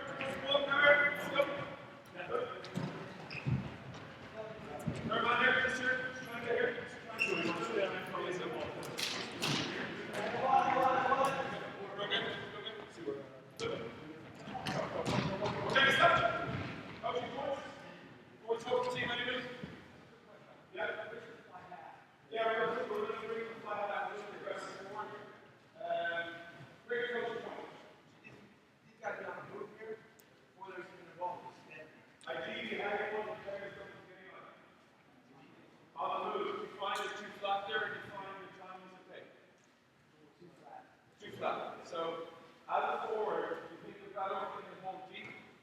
Problem is, if you get the ball too deep, what's that going to do to the defense line? Okay, so you lose space. You're always trying to win that space. You're trying to edge towards the game line. Are we? So, the ideal thing, I think, is this flat on the CV? Well, I think it's very much in function of how quickly the ball comes to move at that time. So if they're keeping an eye on where they're going and on the scrum half, they can better time their momentum around the corner. And vary the depth and the pace that they come around the corner so they don't stop. That's really good. So what we're going to do now is we're going to take the coaches away. The key thing is, I was talking to the 9 at the end. I always want my 9 before you're doing hook line. Who do you think I want you to hit first and foremost? Ideally. The fly out, I love it. So ideally, you don't have to be football. I have to engage these near players. Who am I trying to hit? Why? Okay, so first and foremost, looking at why I think it's a good position to hit him, and we react to that. So let's go through a few again. We're just warming up. Now, there's no loans. You identify yourself early. 1, 2, 3, and we're going to shake you on. Ready? Go. Clear. Come clear away. Walk back. Why can't you pull the side? Good. Good.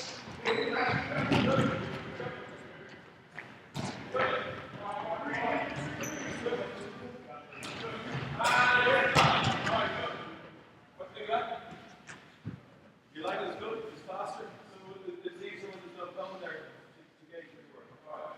So now what we want to do is we want to introduce just a change. Like some of your teams will work really well with your 9 passing straight up the deck. I love when my 9 attacks the second defender. Personally, this is my personal choice.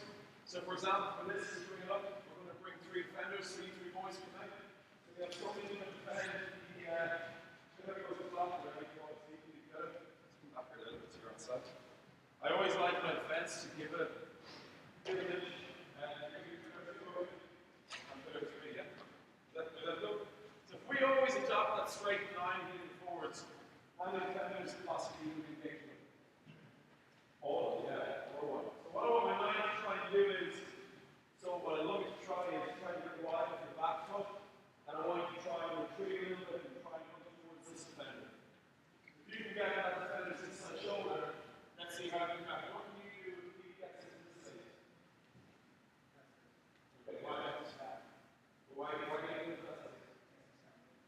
Okay, and what might the scrum half do if you put it in half? If you do that space, then he engages into the space. Let's do a few. Now, I'm not sure you've done some action before. We'll give it a go. And let's get you working this action as well. A few just from that. Okay. It's hard to get the timing, so let's see how we do. Okay, so we go. We got that third person staying on the inside. Why? Inside. Yeah. So, for example, he didn't fit it very well there. He's obviously looked very consistent. Physique. 9 to the day here. This is important. 9 to the day here, and he breaks his line early. What's your coach tell you better to do? Stay there. Never leave. If he does leave, that's why you want the third person on the inside. That's why I like that inside trail runner. I'm going to pull him here and he'll leave that little pass inside to that third man. So let's make sure we got option each. If all of you go to one area, what are you going to do to your options? Yeah, so you want to make sure we have as many options as we can as well to go off in front of the defenses. Alright? This should be funny, shouldn't it? Okay. Go! Go! Yeah. Go!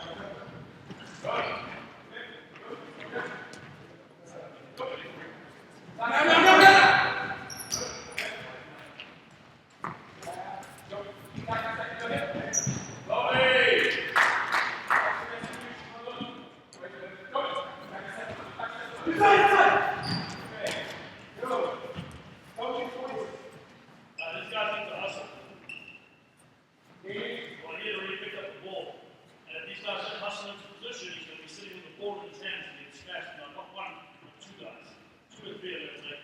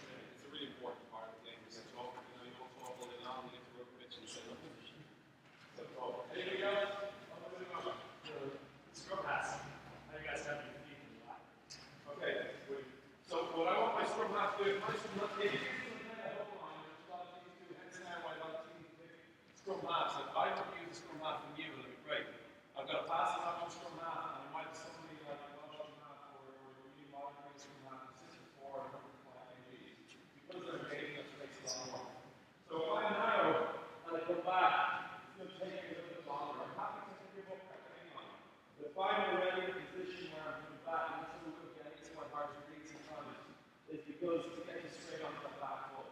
But what can the 9 do at the moment to improve his goal? What do you think? Quicker? Okay.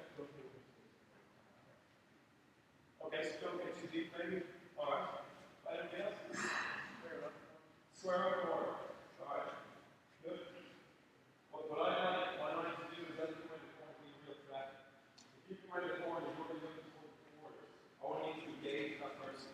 I want you to really look towards the inside shoulder. As soon as you go, you show it up, and then the rest of us react to it. So we'll go a couple more. We change defenders. We'll go a few more, and then we're going to bring in our 10 and bring in a second shape. And again, you might pick up something that might improve your system, and do so. Ready, go.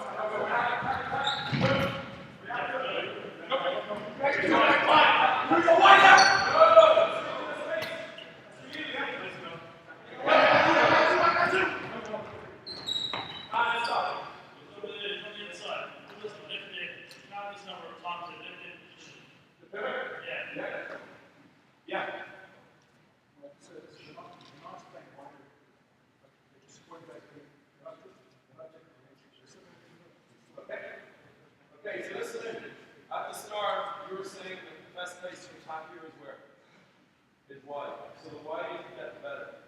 So what we're saying, what Jeff is saying is we're trying to get the right narrow where we're attacking.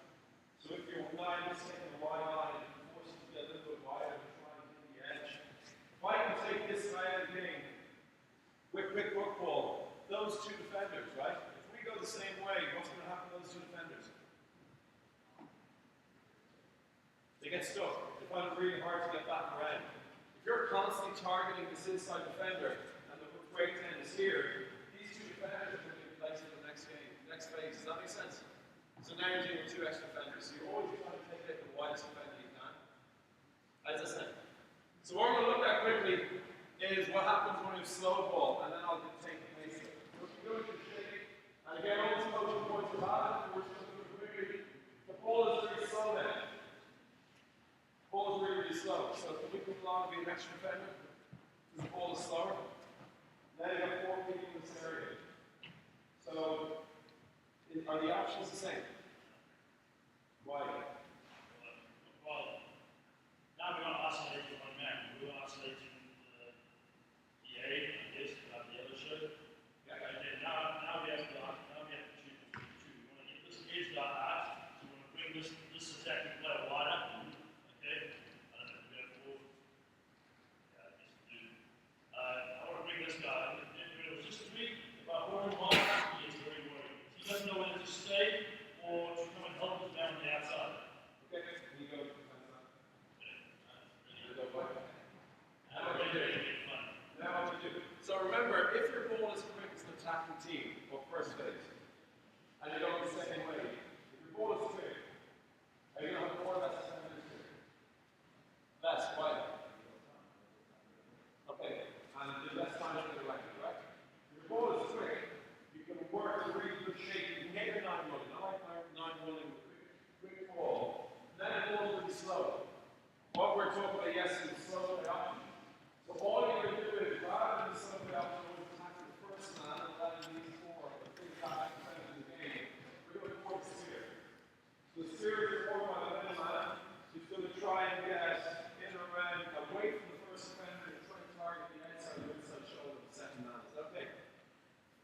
In you go here, you get to a nice low position ready for contact. You're going to come to this side here, and you're going to be on his outside. So what you're ready to do is, as soon as he takes contact, you're going to be in heavy traffic, you're going to shell the ball up. You can't play ball, it's not possible. And as Justin says, the key thing is when you shell up, you get the ground attack like a fish.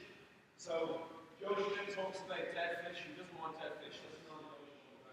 So if you're on the ground, you don't get dead fish, so like quickly, work really hard, always trying to get around to a really good position. Alright? So the first person is going to shell up. Limited play, get the ball from the belly button, shell up and go really low. And there's just 1 player to get on and just try to get contact. This is slow play option. So go back to the position you're in. Here's the speed of the ball. Sometimes you're going to have the ball quite quickly. We'll be able to play that. When I slow the ball down, react to slow ball option and go it slow and work with that little triangle. Coaching points to the coaches. What's important is that I wear my ball carriers.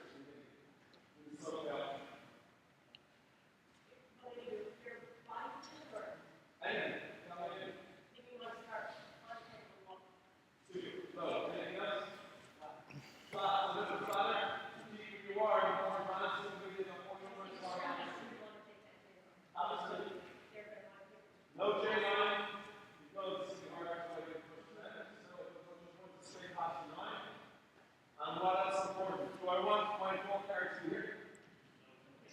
Why not?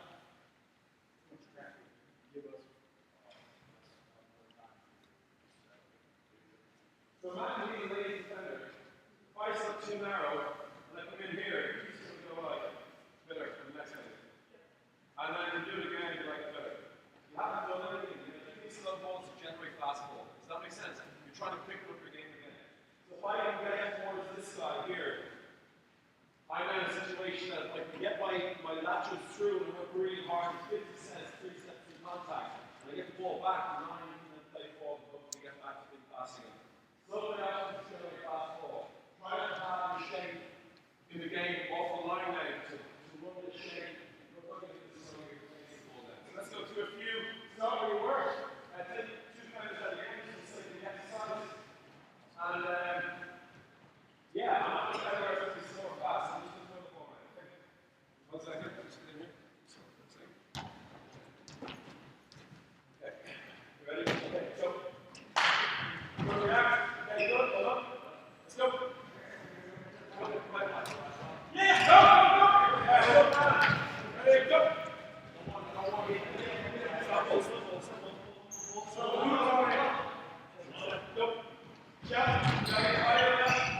Firstly, 9 communication, rather than trying to rip my head off. We don't need slow ball, you have all the time in the world. Slow it down, react to the slow ball, and get tight on it. You're way too wide. So coaching points, you know what I mean? You're going to be under pressure, the ball carrier's under pressure. So we need you to be further or closer to the ball carrier. Which one? Tight. So you can literally actually get on early. Ready? Go! Go! Okay, 2. Wait, go!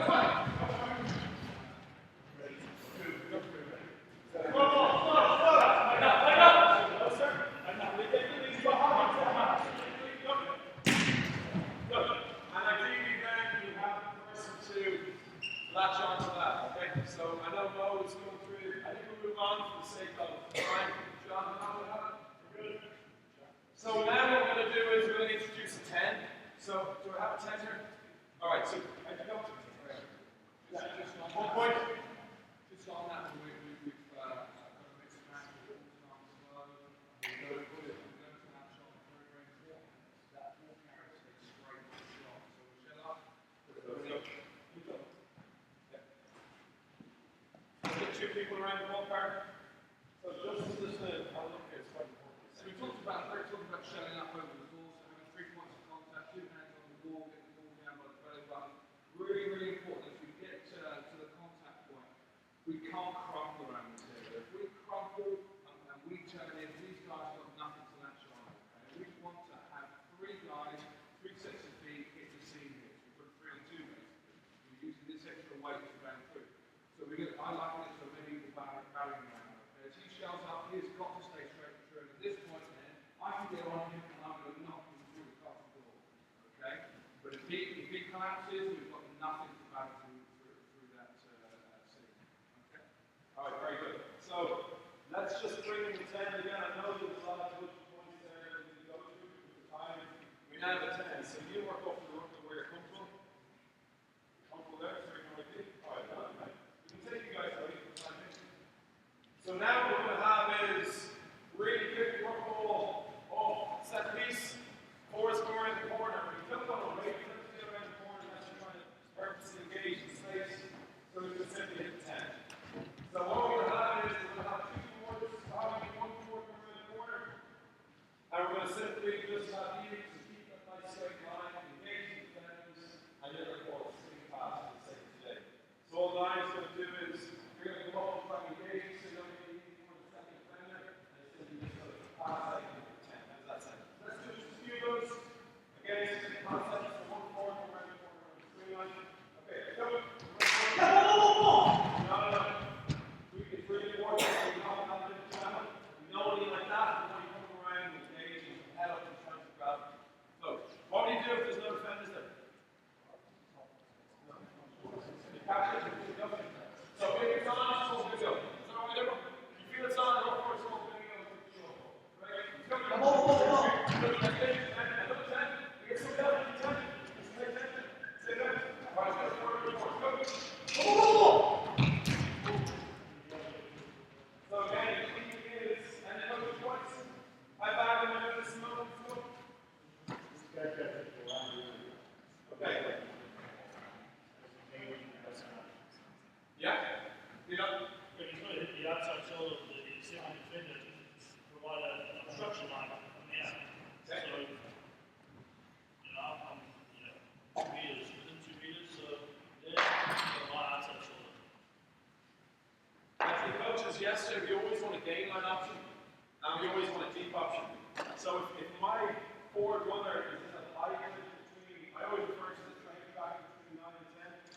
going forward on the track with the nigger over. So if I make a pass on this side here, he's not flat, he's not big, he really got slowing down, makes it want to do. I want him here. So that's it. So if I hit him here, he's going to have loads of benefit. He's already getting to the game line, he's losing that space. If it's not on, I look up, if it's on, I can make it very easy to get passes on the outside. So let's try and get in that space a little bit quicker, and then call either bingo or let it go behind the box. Alright, let's go. Who goes for that? Scrum half, who else? Fly half. So you can call, I don't know, you might have to target, you guys don't know, but we can call a line, you can shout it, and take the ball. Even though it all works on a shake, it's not that close. I just use guys because they use a little calming mechanism to help you guys. So where that going is perfect. Scrum half goes, catches his foot, approaches the ball, lets it go, give you guys a little calming mechanism. Alright, so go here. Alright, sprint back, touch your foot. Off we go. Go. Make sure you guys continue for that calming mechanism. Go. Yeah. Away. Go. Go. Bingo. Okay, let's bring in 2 defenders. Really quickly. Any 2 defenders? And again, I don't know where the shape is. The principle. Timing is that is here. Go. Stay there. Go. Remember, 10. We don't want you to hit that space more. Okay, go. Screen. Good. Hold on. All right, let's go. 2 more. Go. Yeah, ball. Good. Go. Next one. Good. Yeah. Okay, points on the corner. Okay, so for that one in there, sorry, what's your name? Stay behind 12. Really important that you look like you're actually the parry, so if you go miles ahead of it, that's what you're doing. Alright, can we have it 2 4 inside the 10, please? We're still in the row with this guy here. We're going to realize that it's still a shape of the field in the line. So I work with a slide ball parry like so. So what we're looking at is this shape here is heavily defended, lots of defended numbers. The middle space here, low defended numbers. So now what we're going to do is do the exact same thing for the sake of the exercise. You guys as coaches introduce your palms to the ground. You either hit the pass on the screen, playing the ball, and now you're hitting the far right, and then you're right, that's through, and then hit the contact ball. Right? Back, go. Yeah, my ball. Yeah! Good. Okay. Go. Go. Yeah. Good. Go! Ball! Go 2 forward! John, jump rope for 2 or 3 minutes. Alright. Okay, let's go. Yeah! Alright, stop a second. Roll the pressure on my leg.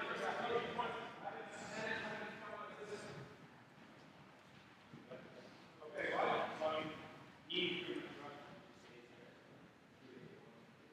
what's the way to say that these don't all day? Any players don't all day can ask that question. It's really important. What's the identifier? Yeah, first we said to us, defensive rush shot. For me, for 10 to realize that as small as it is really important. Straight away, I know if there's a 10 who's actually looking up, he's aware of the defensive shape, whether it's hard or slow. So negative 10 is quite smart. He's going to be able to move around that. You know what I mean? We'll be able to make decisions around that. Alright, so we take the 2 defenders, and again, remember, we're limited numbers and we're limited time, so we're going to go through one last thing. Do we have a wide back? Any wide back? Anybody? Anybody? You go forwards? Okay, so Ryan, can you do 2 seconds? You guys wide back. Okay? So what we're going to do is, we're going to talk about our 2 options. So imagine as your team progress, you're going to have maybe 1 or 2 runners somewhere in the corner. Then allow you to pass it over front or 10 and behind, depending on the speed of the ball and what the defense is doing. And the ball goes into 10. So very quickly.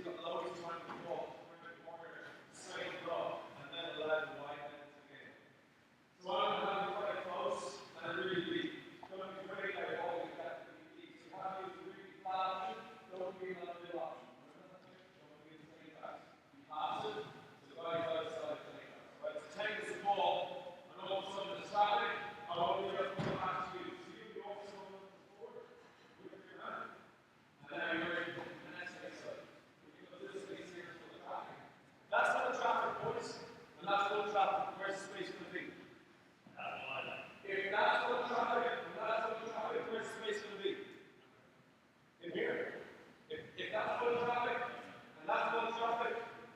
It's a numbers game. So let's just always look up. You got to think in 10, you're very lucky. And let's go through that. So we're describing this a little bit for the sake of the exercise. So let's play that nice and slowly. Let's see if we can get that deep pass. Remember, stay nice and deep. Take your time. Nice and deep. Trust yourself. All right, let's go. Back. Yeah. 1, 2, 3. Get ready. Good.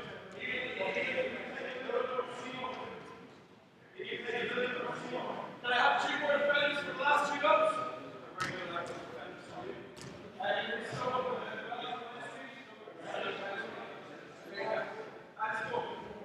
So you decide, I'm not describing to you for the last 3. So why don't you decide based on what's good to you?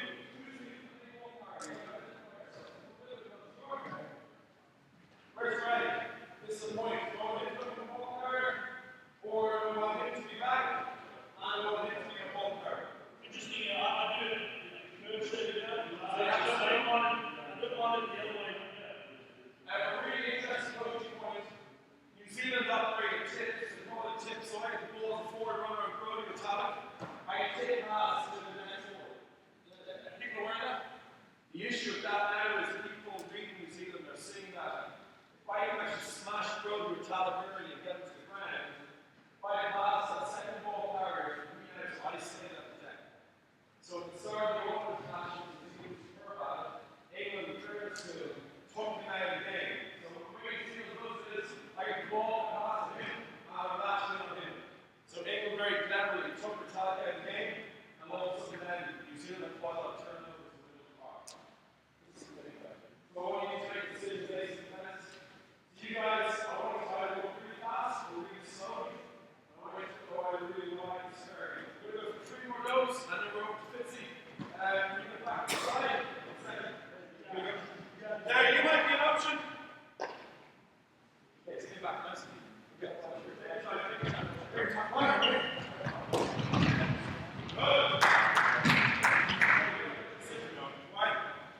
Why put yourself? You're under pressure. You're under pressure. It's important. Let's ask him why he got himself there. Is that the right decision, you think? Right decision. Feels pretty good. Okay, let's go.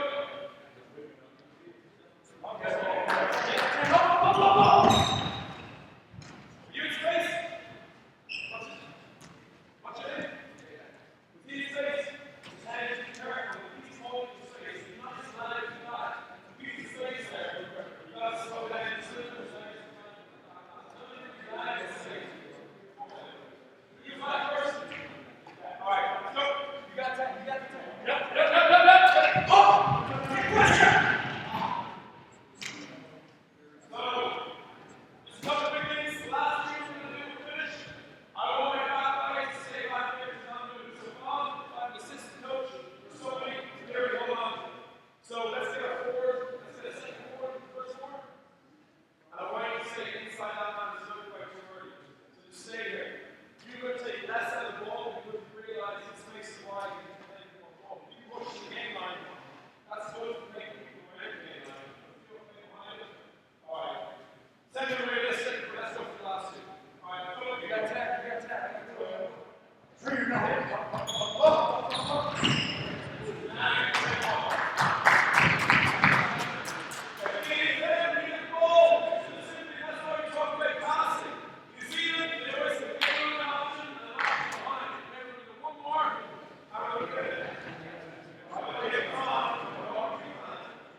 By the way, do not let this guy pre-plan move because as a coach, you're going to change the defenders in front of him. You might stack it and you might reduce it. No pre-plan is left. You're good on that, okay? All right, let's go.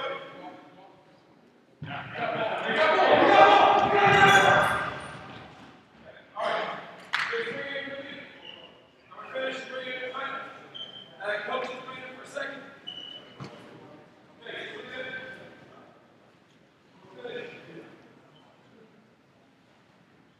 So, firstly, some questions to see where we are. Talks to the defense. Guys who play 10, let them work and let them not work.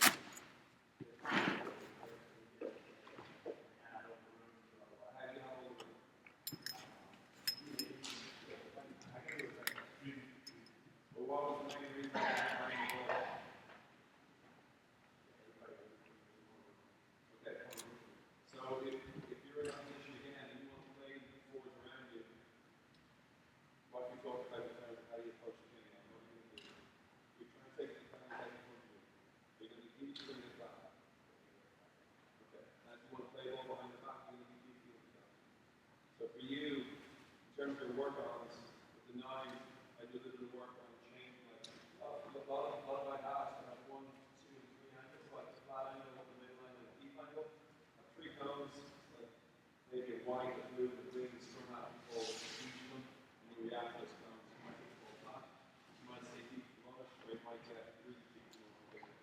Forwards, I have a workout, yeah, it's a lot harder. You need time to go. Finally, for Neil Speaks, 9, don't think go.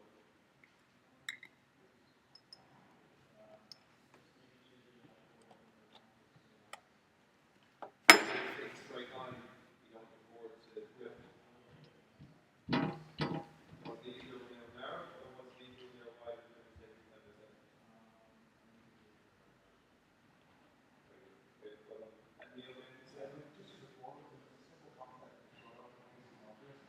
If you're an option, whether you're not close to an option wide, genuinely be an option, like expect that you're going to get the ball and run the line quickly. A lot of times when it's fatigue or get out of position, kind of just walk through the motions, and it makes the defense's job a lot easier because if you go for that pass, it's really only the right half. If you actually are on your 10, if you fix somebody, run the line, and create genuine option, hope the ball expected. Get it, win it, go to the hole, if you don't get it, no problem. Put somebody else in a better position. And that has to go behind. Because everyone's doing their job, everyone's on their option, and the fixing the defenders. I don't give them that Nick Savage played for Hartford and he played in my half 2 years half, and he was one of them. And he said that, he didn't tell him how. He said, like, everyone be ready to go. So that meant that everybody, and Neil and Theo, this is everybody was getting on, felt they were playing the ball. And as a result, everybody's expecting hands up, running their lines. And as a result, defenders are sitting back, not knowing what's going on. So sometimes you're coming into the team with me. Case of error kind of came on to 10 and got around this way. And as a result, I defended you and we can more use so you don't know what that's 10. So next time you're playing, try and keep your 5 guys from an active on the pitch, really stress your hand and look like you're going to go. Everyone else that is easy and goes to attack and hard to go.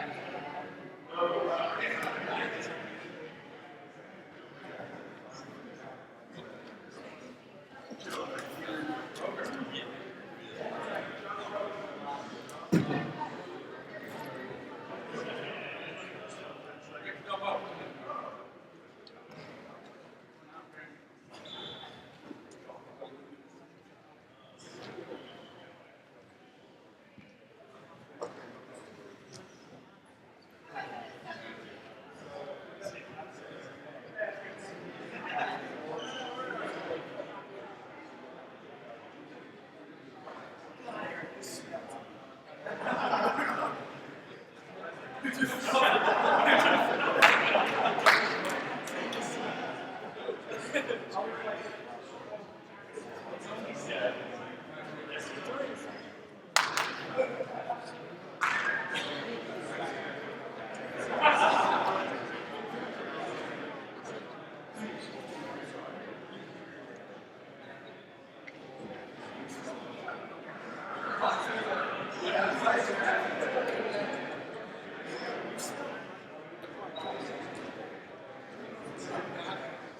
guys, we're just gather around here. I think that's good.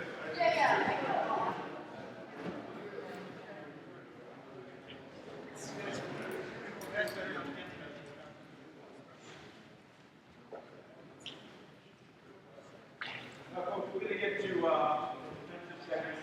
What I'm going to do here is three areas. The first one's going to be defensive tackle area and different ways we can deal with it. Then we're going to move into fold around defense, and then we're going to go into turnover, transitioning.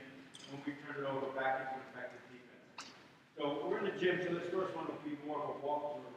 We're going to three southern guys here, one on each wall and one in the middle. Okay, facing me.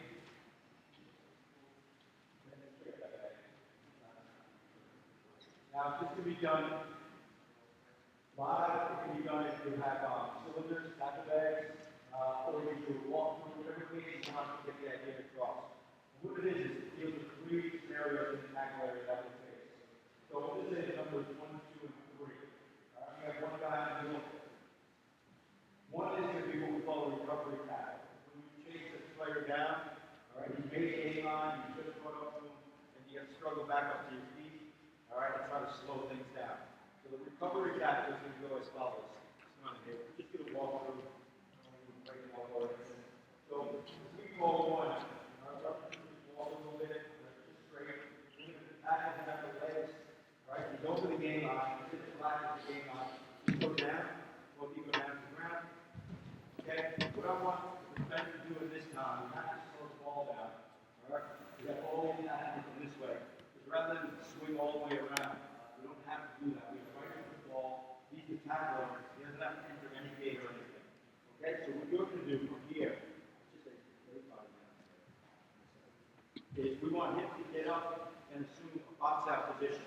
Real wide base, stick your butt out, get really low. These guys coming in, so just do that. Just get your feet, box out position. Nice and low. Really strong. These guys have got to deal with it. All right, you try to push him and try to swing him away, not. He's doing everything he can to slow the ball down.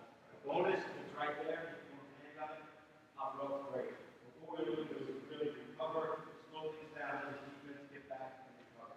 So this is what we call recovery tackle. Just walk through one more time. Okay, you have to drill right outside. One. Walk through it, tackle, right on your feet. Okay, not that box out. We want to look at, we want to get right on the ball, we can pick it up whenever we can. But the big thing is obstruction, take box out in basketball, low, solid base, right, in two run positions, as you would. Okay, any questions on that? Clear? Rules? Okay, recovery tackle. All right, player gets back up to his feet. If I do this in 30 seconds, get as many reps as you can, and then several stages. And the next one is front arm, 2. Those balls 2. Okay, when you come up, good tackle technique. Now this could be live, it could be without the pads. Now it's safe. So the proper technique, eyes up, chin up, looking at target. And leading, let's say, inside the lead with his right foot. That means to lead with his right shoulder, cheek to cheek, punch through, bring those hips in, and you can drive.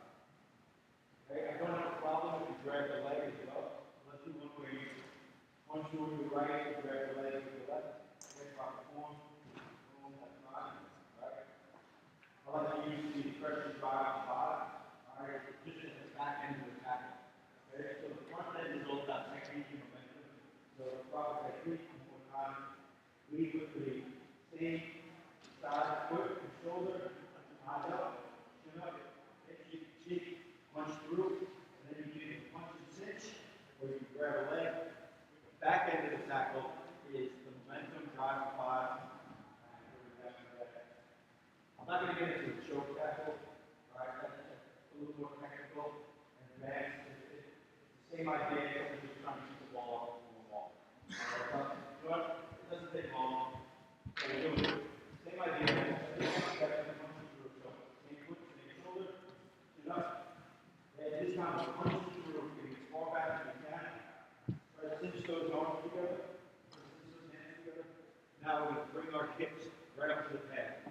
Okay, and we'll keep a wide base up. Wide base, powerful. This guy's struggling to get that ball down. Right? He's struggling. Just try to pull, push, whatever you can, bring it down, bring it down. We're trying to keep him up. Okay? This is what we call a smothered tackle. Right? There's a lot of different terminology. Okay? You can call it smothered. And what the idea is, the guys run into traffic, the players run into traffic, run on towards your pack. You hold them up, create a ball, not only can you slow the ball down, but make it a turnover. Okay? So let's get in there. Alright? Same tackle technique, punch through and try to cinch, and then bring it right up. You try to bring it down, try to bring it down, try to bring it down. Good. Okay? So right there, Ireland did it first and best. Other people are doing it. We've used it to good effect sometimes. And what happens is, yeah, just get in the final position, back in. Then you have the choke on, wide base, you gotta get that elbows right up into him. Okay? Now, you're dancing around, ref calls ball. So it's still ball, you're dancing around. He finally goes to deck, the whole pile goes to deck.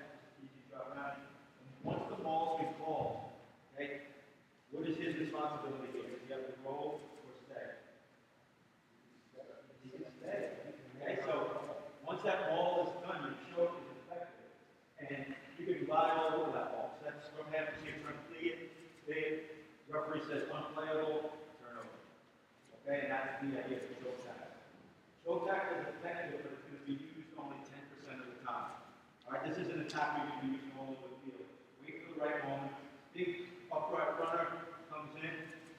We get under him, we jack him, we use our choke technique. A couple of guys come in, ref calls the ball, and you should have the scrum half. Alright, if you got to use this, you got to constantly yell at the ref.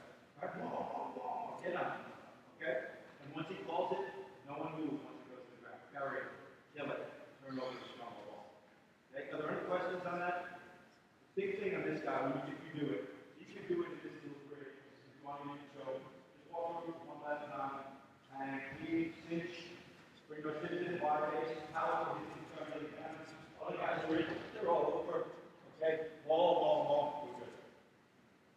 It worked well for, if you identify a team who's big and they run upright, like for us, a lot of the Eastern European teams, Russia, Georgia, Romania, big guys, they run like this. So we've used that effectively against those teams. Alright, and it's real good. Like I said though, 10% of your tackles. It's not a big margin, but maybe it can. Alright, last one is going to be, yeah, If you let the players decide what to do, yeah. We try to key in practice, you know. A guy takes a sweet ball, a big boy, so you get a Ivan from Romania, gets it, he's running into a big pack. You know, you got a Laval, a Samuel, whoever, bang, you go. It doesn't have to be a big pack. It can be small, that. Just get under it, the other guys start sticking, bang.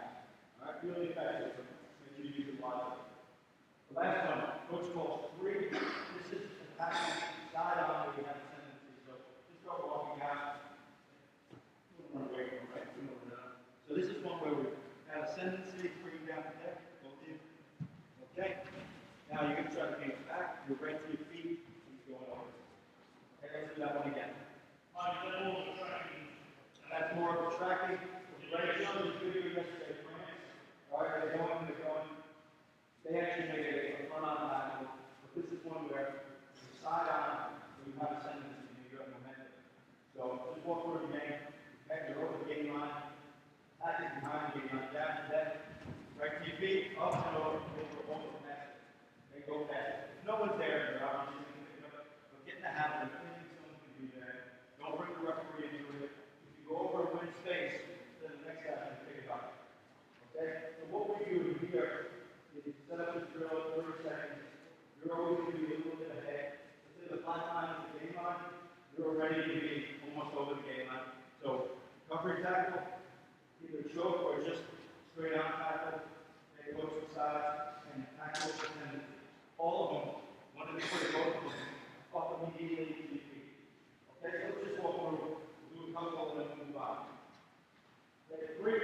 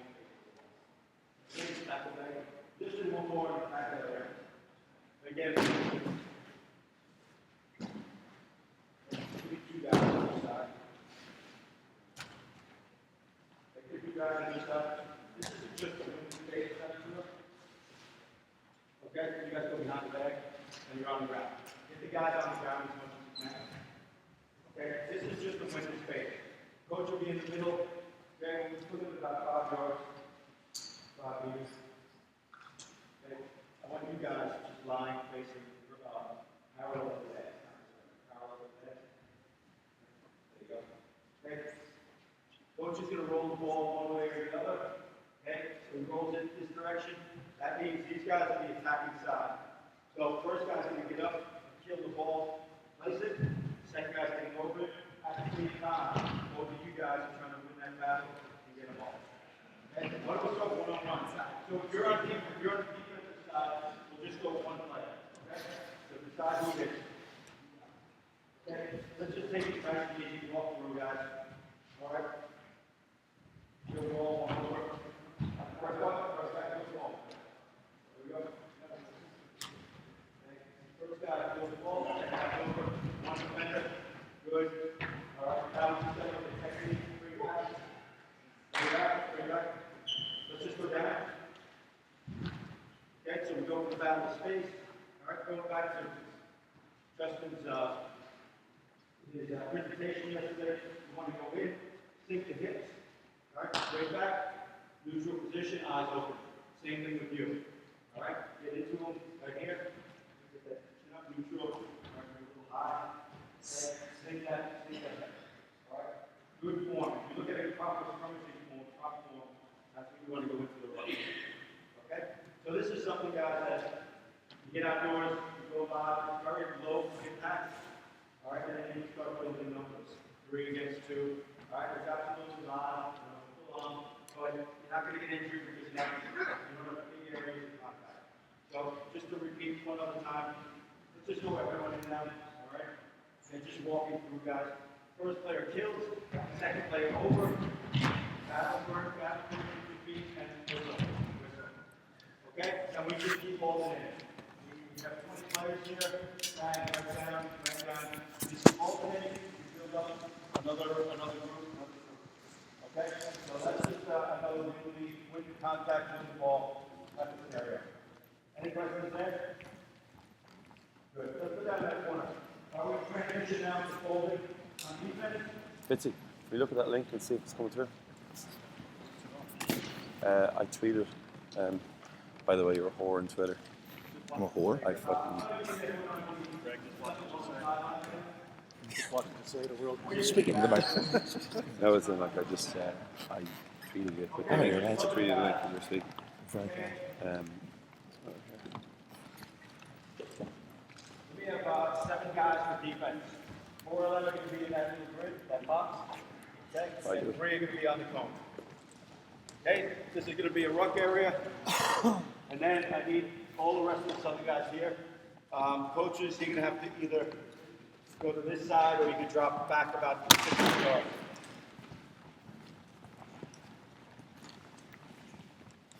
Pretty cool, isn't Okay, we need 2 forwards. They don't have I to did. be forwards. Some put me. Forward. So, All right, and 3 guys out there. You get 2. We have another one. We get another player.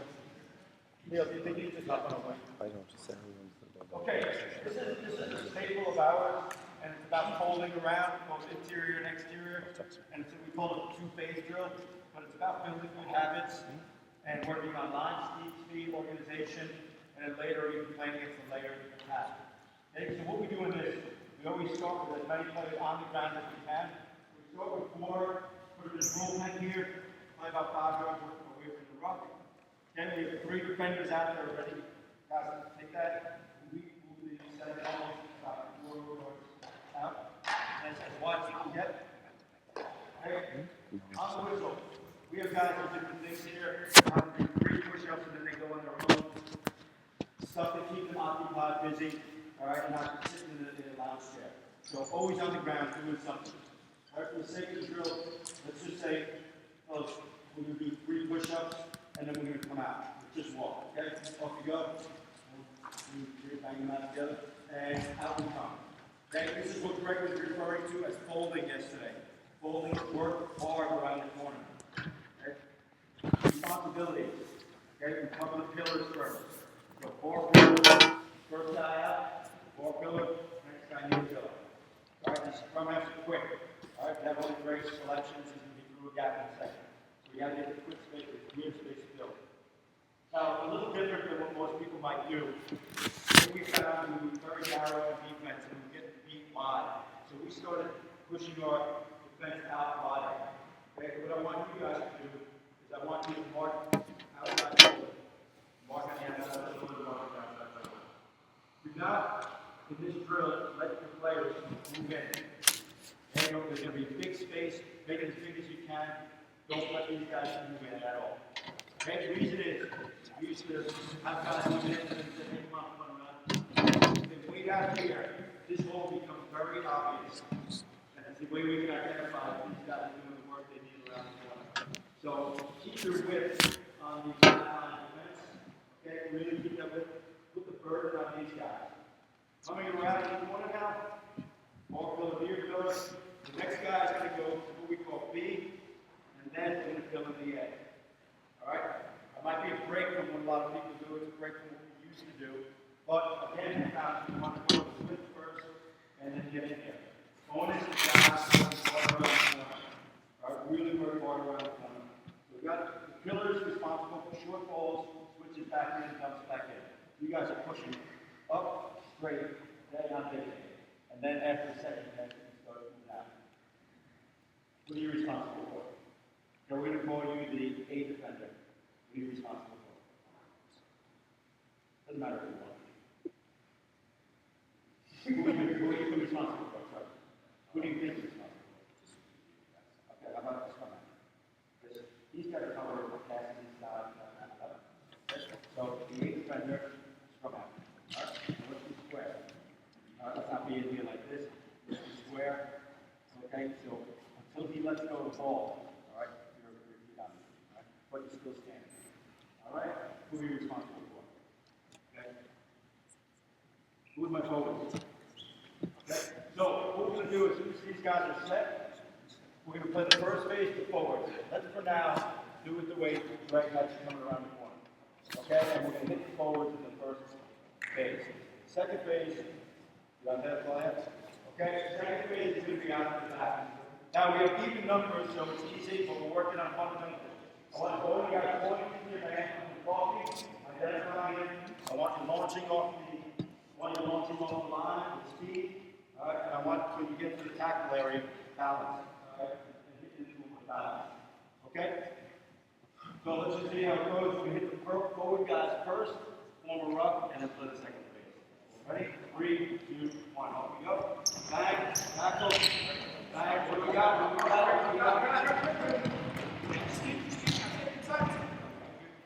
All right, let's hit with speed from the beginning.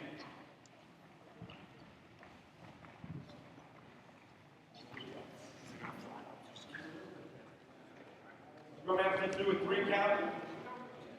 Okay? 3 push-ups. As soon as the pillars are going to 3 count, you go ahead and forward. Ready to go? Off we go.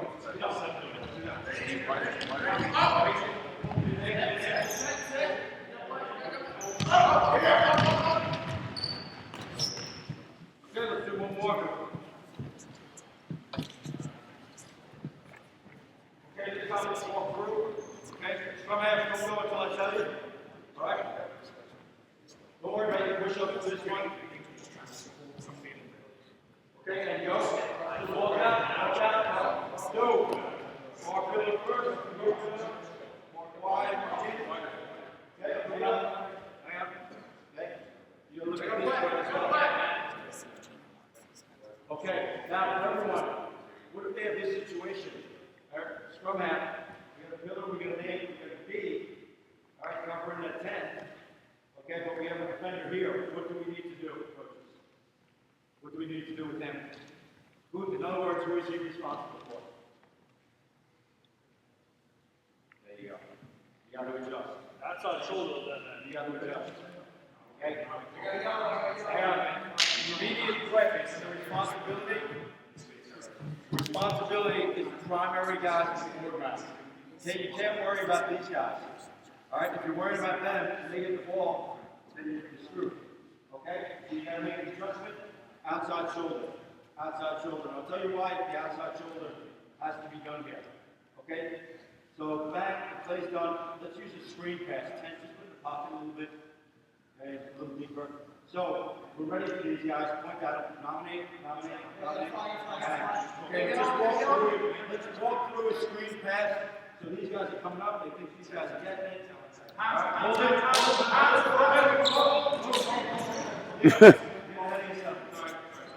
Okay. So, these guys are running up. Okay, and they chip him a little bit. He's inside shoulder. They cut him off. If he's outside shoulder, he can get fighting him off and get outside first guy. Okay? It's what we call staying alive, fighting through the contact. He has to stay together a little bit.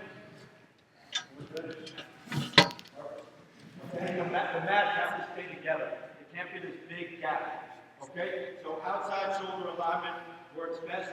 People get caught up with it, like I said yesterday. It's about tackling left and right. Right, land on him outside shoulder, he goes this way. Still tackling right. If he goes this way, I'm still tackling left. So don't get so caught up on it. It keeps us wider. It allows to get the blocks out of the way. All right, and carry on and keep it out. Yep. Okay, as soon as your man gets rid of it, then you're safe. Yep. You gotta stay alive. Okay, let's do it one more time, and then we'll get questions time.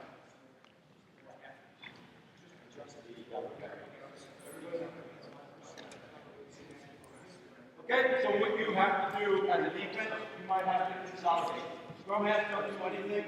All right, you guys just come around, get in your alignment, and either call screen or forward fight. All right, that's going to be up to you, just like Greg was doing in this drill. Come around the corner. Scrum half don't pass until I say go. Okay, you guys flex around. Ready? Go! Go!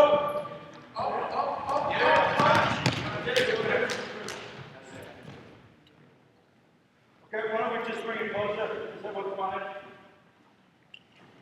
Everyone come on in.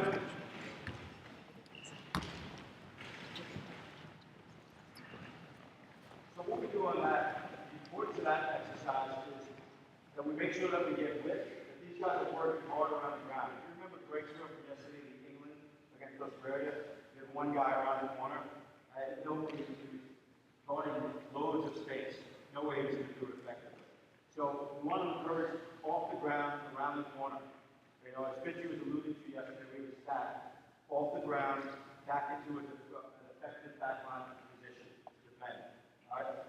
We want a 5, below a 5. All right? Our team average is 5.25. So it wasn't bad. Some guys were under that. All right? But we want up off the ground, back into defense as soon as possible. We always go with these guys in. We keep those guys wide, and we make these guys work hard to fill in space. Okay, the second thing is dominate. All right, I got you, I got you, I got you. This is a match.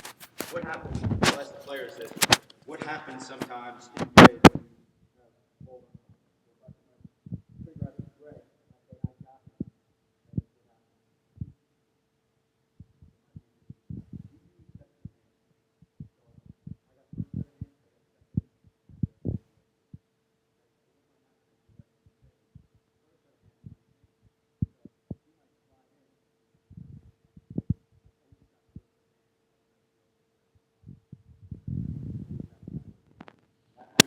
renomination. So I've nominated, I got him. He slides in. What's your name, sorry? Renee.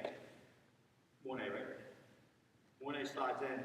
Oh, now I've got him. He's first set of hands. All right, you had second set of hands right here, Bob, but now Greg becomes second set of hands. So that's what we call renomination. Start with small numbers, 4v4, so we get nomination. If it stays the same, great. Then we work on line speed. All right, and then we work on technique. All right, what we call, everyone has something different. On the Eagles, we use bounce to get off the line. First set of hands, falls out, bounce, and we're up, sliding, with spring to our step. All right, we get it. So, around the corner, nominate, renominate.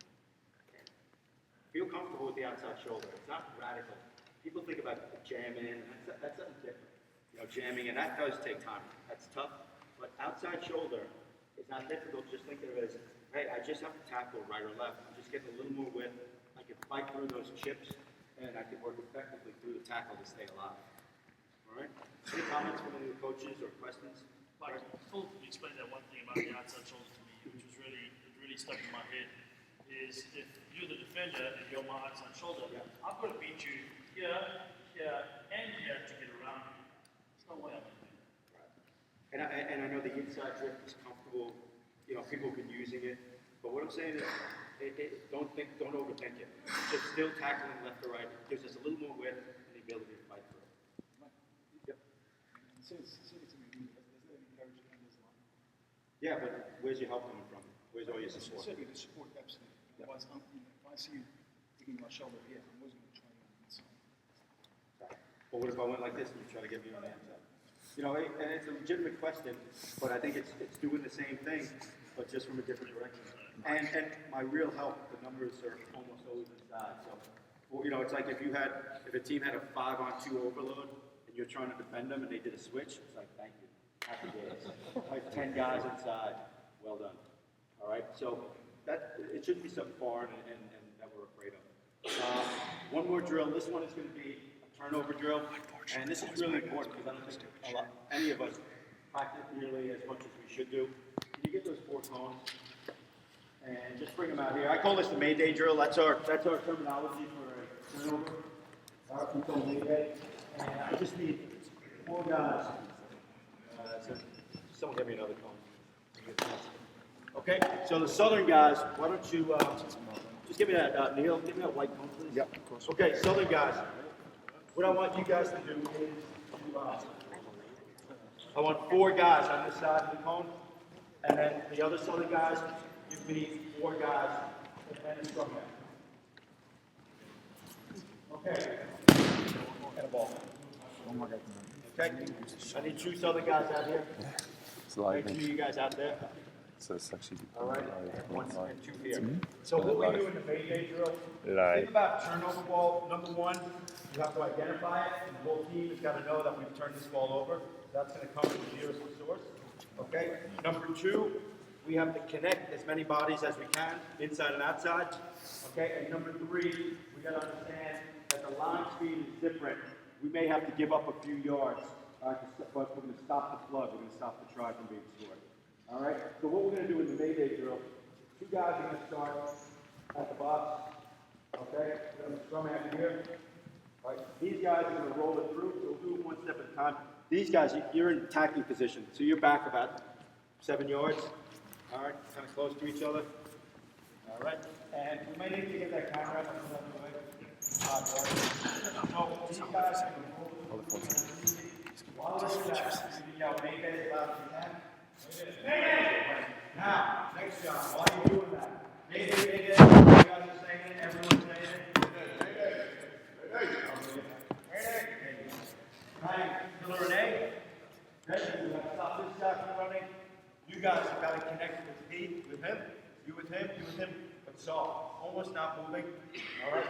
Almost not moving. So you hear, you connect it, you work together. Now, spread it out as far as you can. 4 guys, spread that out there. What's the team going to do in a turnover? As wide as possible, as quickly as possible. For you guys, what's your challenge going to be? It's going to cover 2-man overload.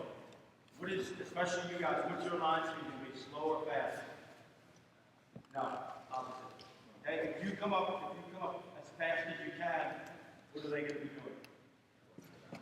Yeah, when you come up hard, straight, it cuts down your ability to move sideways. So once you come up hard, you can't go sideways hard. So we need to go sideways hard, all right, rather than fast. So if the gate line's here, it's okay to give them 5 yards of space, 7 yards of space, as long as we get the full line back and back. Okay, so let's give it a try, full speed. Roll it, mayday, you guys move down the line as quick as you can. You try to stop them before they reach the end. Okay, working together, you two working together and connecting. Whenever you're ready.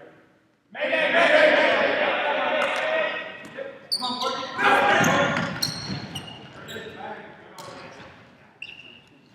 Hey, the mid pass. One more time. Hey, listen up. Miss pass. Miss pass is not something that we advocate. Ball is the guys, you guys are playing. Ball in the air all the time. So if you throw a miss pass, you bought this guy's time to recover. But if you put it in the hands, he has to respect you, slows him down, hit him, hit him. All right, so watch those miss passes. I don't really like it. Okay, let's do it again.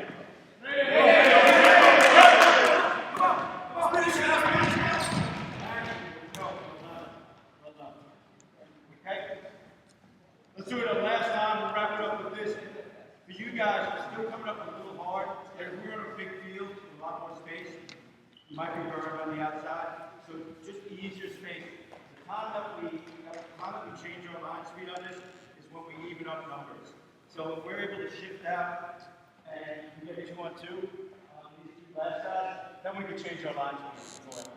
All right, one last time. Just forward to the wall without running any road. Okay, we're going to make these guys work. Okay?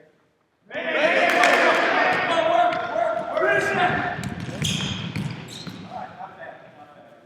Okay, bring it in.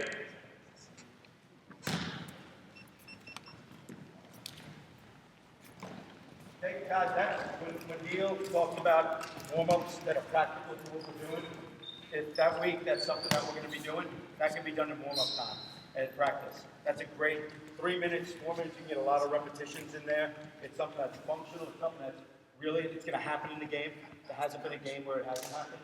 And it's a really dangerous time for the attack. I mean, that's where most of the points are scored now. Okay? So that's an important role. It doesn't take a lot of time. But the important points are identification, connection of the line, and slow line speed until we achieve even numbers. If you have to give up some yardage, that's okay, as long as we've stopped the threat, get the wall together, and then we can resume normal line speed. I will make one caveat to it. If you turn it over inside your own 22, and you don't have the luxury of backpedaling, all right, what you're going to have to do, I'll do the deal, always have to go. What's that? Fire? What's that? You're going to have to jam in. So if we turned it over and we can't afford to go this, so we would be going right back into our try zone, we're going to have to blitz in, take some chances. That's just what you got to do. You're going to die out in the blaze of glory rather than on your butt. Okay, any questions on that drill, the Mayday drill? Okay, so that's the defensive segment, a few things. Fitzy's got something. Yeah, just a small point there when we were talking about the pillar, good bear in mind, pillar here, okay. We want to be about a yard and a yard off. We want to be on side and a yard away there. I'm not going to be able to be a massive threat down this with we small seam. You can deal with me. If you get a little bit closer, and we often see this where guys are right on top of the ruck, and I'm in the ruck here. All I've got to do is pull him in here, and we've opened up a running or a passing seam between the pillar and the second pillar. Okay? So really important. He's got a better vision of what the ball carrier or the scrum half's doing here, so he can set the line speed. He's not really given anything up here. We've increased the width of our defensive line because if he's in narrow to the ruck, okay, I've got to come in a little bit narrower so we can keep that width and that integrity a little bit better there. Great position as well. The position he's in was what I was talking about yesterday. He's ready to come off the line and be really good in the contact. So you don't want your players to be tall and high. That's absolutely perfect. And also, if your guy does decide to take that space, you hit him right back over the rock and it slows down the ball again, which gives your defence a lot more time to reset. And he can win that inch battle here because he can see what's happening top. His vision's very, very narrow and he can't see what's going on. Cool. All right. We'll take a quick 2-minute break. Let's grab a drink there and then we'll come in and we'll do some more setups. Okay? I'm going to finish that.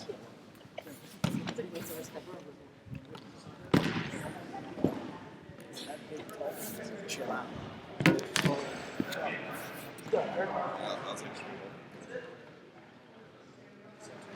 He's joking. Okay,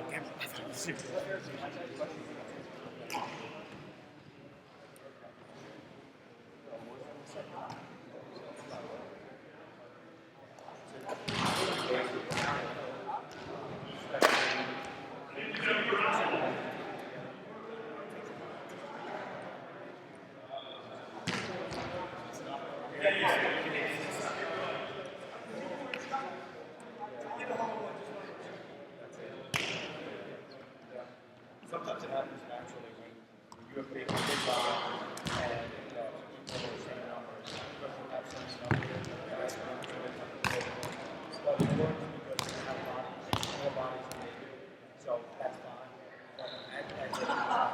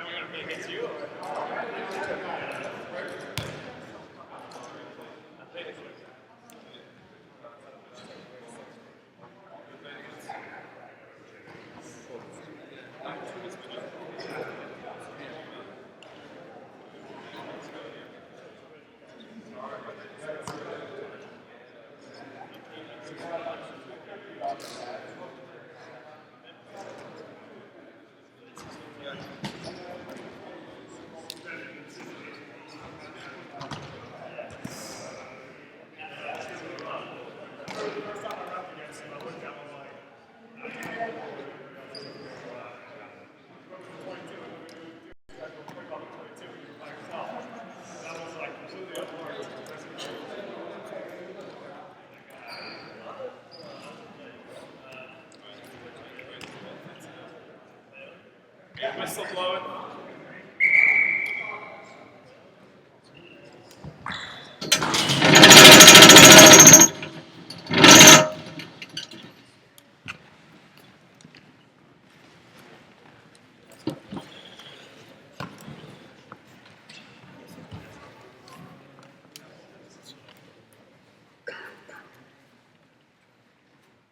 Okay, so just as we finish, you just do something in the attack. It's something with European that we grew up with, and we spent a lot of time with the youth over the last 12 months, really building on that. We've got an incredibly big, powerful pattern. We've got very, very good line out. It's not part of the DNA here, in my opinion, unlike South Africa, France, UK, Ireland, etc. It's something where we've got such a big, powerful pack that we really want to use in the strategy, and it's taken us a little bit of time to build confidence and to do it. But we took good strides last summer, and in the fall we had some really good return, both in exiting as a strategy,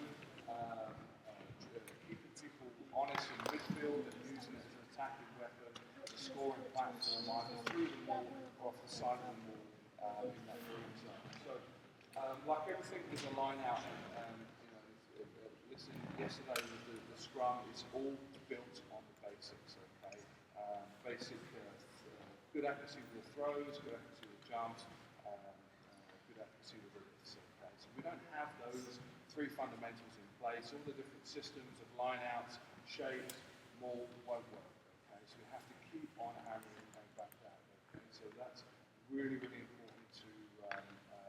If we can't do one of those three things, we're going to struggle to introduce other elements.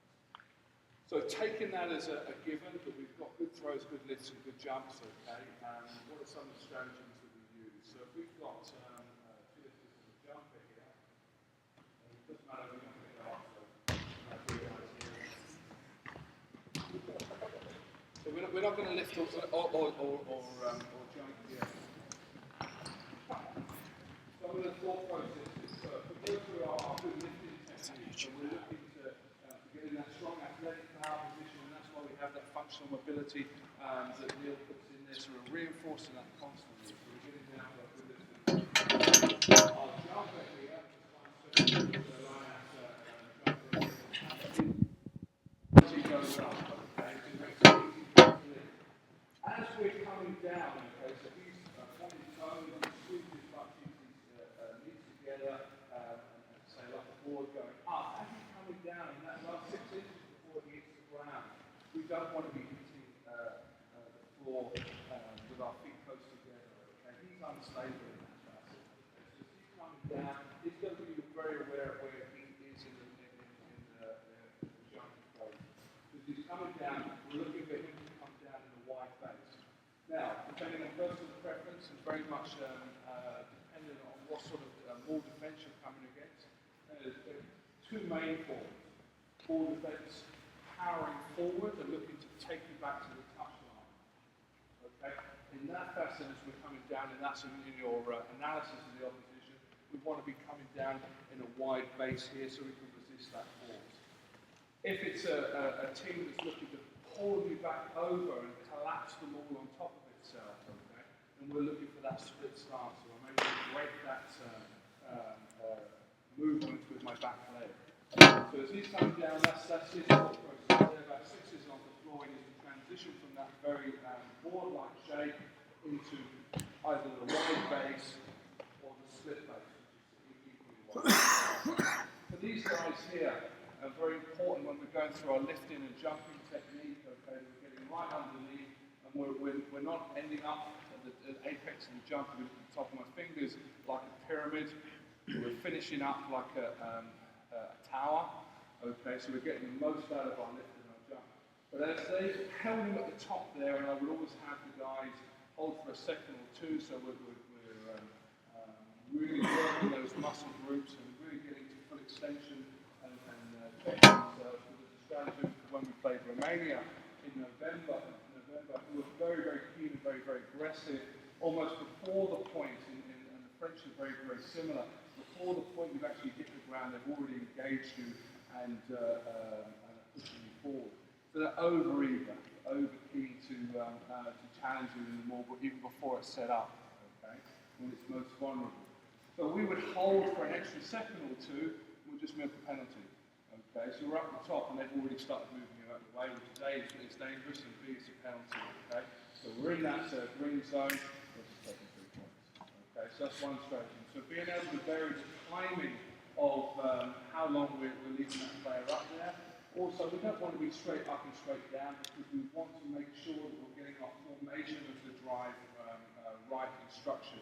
Okay, so holding for a second gives our supporting players who are going to build the ball up an opportunity to get themselves into position. So as he comes down, we're ready to engage and we're ready to set the ball up when it's most vulnerable, when that pressure, initial pressure is coming on from the defence, either this way or through the axis. Does that make sense?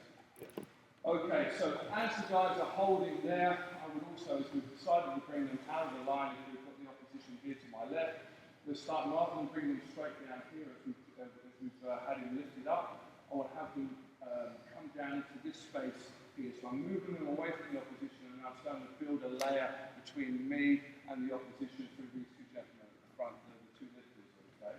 So as we're pulling him down, we're pulling him out of the space in nice controlled position. As he gets to this 6 inches off the ground, he's getting himself set into that stance. And I'm asking these guys, so if I move him down, to form one of two positions. Now, I don't have a personal preference, and it's a bit like the scrumming position we talked about yesterday.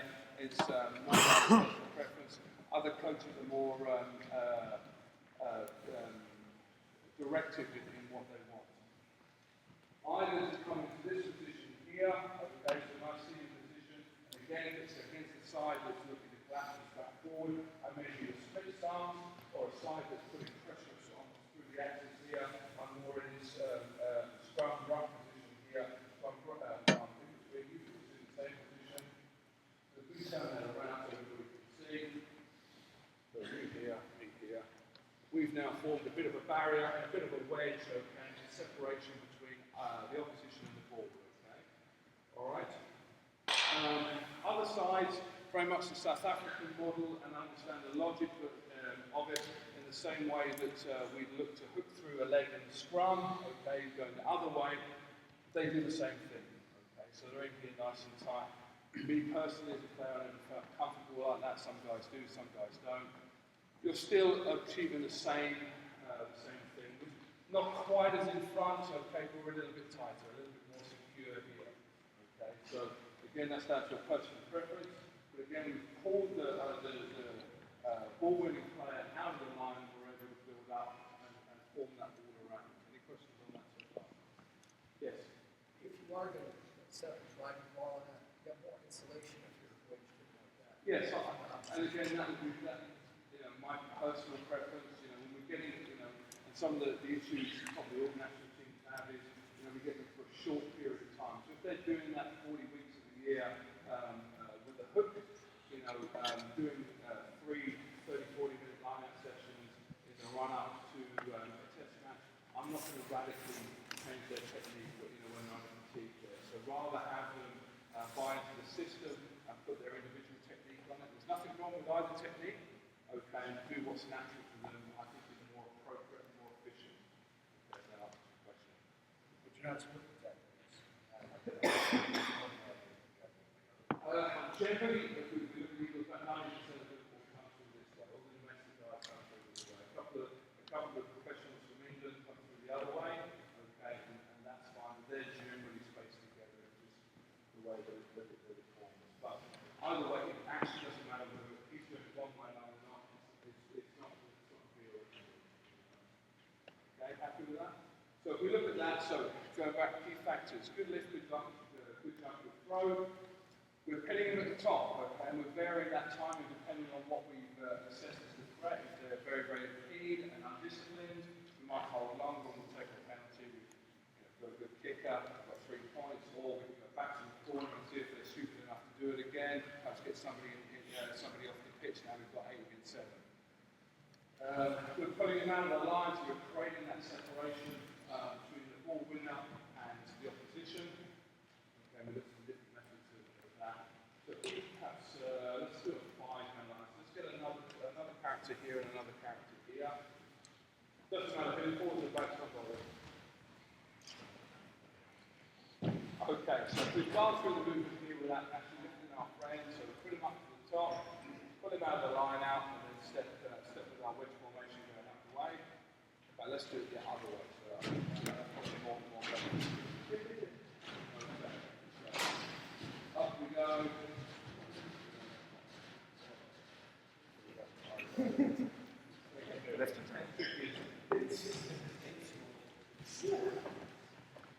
Okay, key points with these guys we can't set and beyond, 100% like personal preference. We want to try and get these guys hitting as much as possible. So we're really using a pimple here, trying to push this guy back through. Yes, I only say this because we got bugged on it like 2 or 3 years ago with the obstruction. Yeah, I mean, we were wrestling, we were told, watch out for that. Yeah. And the closer those bumps get, 100%. And like most things in the game, you're looking to extend that envelope. And if he pulls it the first time, okay, well then we're not pulling him out quite as far, and we're not getting quite as close together. So So you're not wrong, it's a valid point. And in the last 12 months, we've encountered one referee when we were in Uruguay away that called us on it. Okay, and that's the only time we've been called on it now. But more teams are backing up and just saying. Well, that's another. Media. I mean, that's what our team does. Because we can't. Yeah. You know, we just back up and then let the ref call it obstruction. Absolutely. So and that's one strategy, and you see a lot of the English Premiership teams doing that now. But what are we trying to achieve when we're trying to maul? As a stratagem, what are we trying to do? Go forward, slow down ball, go forward, better things. So go forward. So if they've stepped off here, as long as we identify it, we've got at least two guys facing this way, looking here. The guy on the ball can just peel off, and we've got a yard, we've got a gain line. Okay, so as long as we recognise that, you know. And again, for these guys here that are facing in on this wedge, these characters here that are stepping away, as long as I can get my hand on one of them, now we've got them all. Doesn't matter about the rest. That's what I say. So I have the guys say if you're going to do it, just pull the people in if you think they're going to back up and do it. Yeah, exactly. If not, then we call it and we plan for that. And the guy peels around. We've got a ruck on the front foot, and we're away to the races. I think they're going to start to address that. Referee, they've already done in November. Right. They addressed the cynical aspect of it. I think Paddy O'Brien sent that down. I think something will be done about that. Yeah. So. But as long as the two lifters maintain the bond with each other. Yeah. So when they separate. They strip immediately. Yeah. Right. If they separated the jumper and they stay in front of them, if they lost that contact, then that's my understanding. Then They've never made contact. So they've never made contact. So. Yeah. That's the scenario. Right. And even if he's still down, but no contact. Oh, no contact. That's the scenario, Carl, that they're talking about. Sorry. Okay, no. It's a good point. It's about making it fun. You know, I personally, I think it's more complicated to get that as a defensive strategy than it is to either go forward or to put it over the top. That's my personal opinion. Some sides do it, and the Saracens have been quite successful in varying their options. They've got a lot more time to work with it than any of us here with contact players. So, yeah, I mean, make a plan, and if they do it, we'll either grab them, or we're away, we've still got front football, so it's, in my mind, it's still a success. It's quite a high risk one as well. I agree. From that point of view, if you're willing to back off, teams will get wise and they'll take it, or they'll find it. Well, exactly. If someone's having a brain fart and doesn't move away, and my friend here is able to grab me in, and we're 5 meters off the line, we've got a ball. Whether you're not or not, and the ball is most vulnerable when it's being built. If it's already formed in your back, well, that's a try. Unless we've got our technique horribly wrong. What is it now? You see teams stand back, they can't move guard and they get back and then. Right. Just so you know, this is the referee coming out. So if that man doesn't need the ball, he still has the ball in his hand, and he says to me, once I've got the ball, and everybody backs off, the refs, you know, on this side, you need to line up. Okay, so different scenarios there. So we face it that way with the lift there, guys. Big fella. You're facing this way. Okay, one small caveat here. As he's coming down, and we talked about having that wide base or that split stance, we want to have him nice and low. Okay, and that's really, really important. If he's upright, okay, in either the split stance or the shoulder width stance there, he's on an athletic position, okay, but also the higher he is, the higher the height of the ball is going to be. We want to have that low so it can be dynamic and functional, get underneath in the same way we talked about yesterday with our rugby. We want to win that shoulder battle and get underneath there, okay? So if he sets it nice and low, don't worry, but they'll hold on to you. You worry about the ball, so we've got 3 points of contact on there.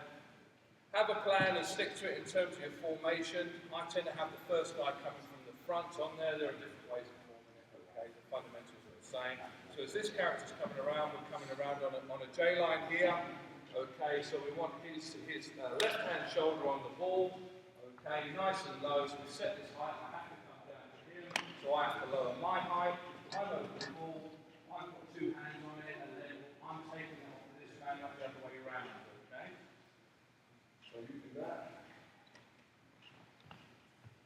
So we've got a nice shoulder here space, so our other guys coming around at the same time, again nice and low, and we've got one guy on the ball. Your job now is to hold this character up.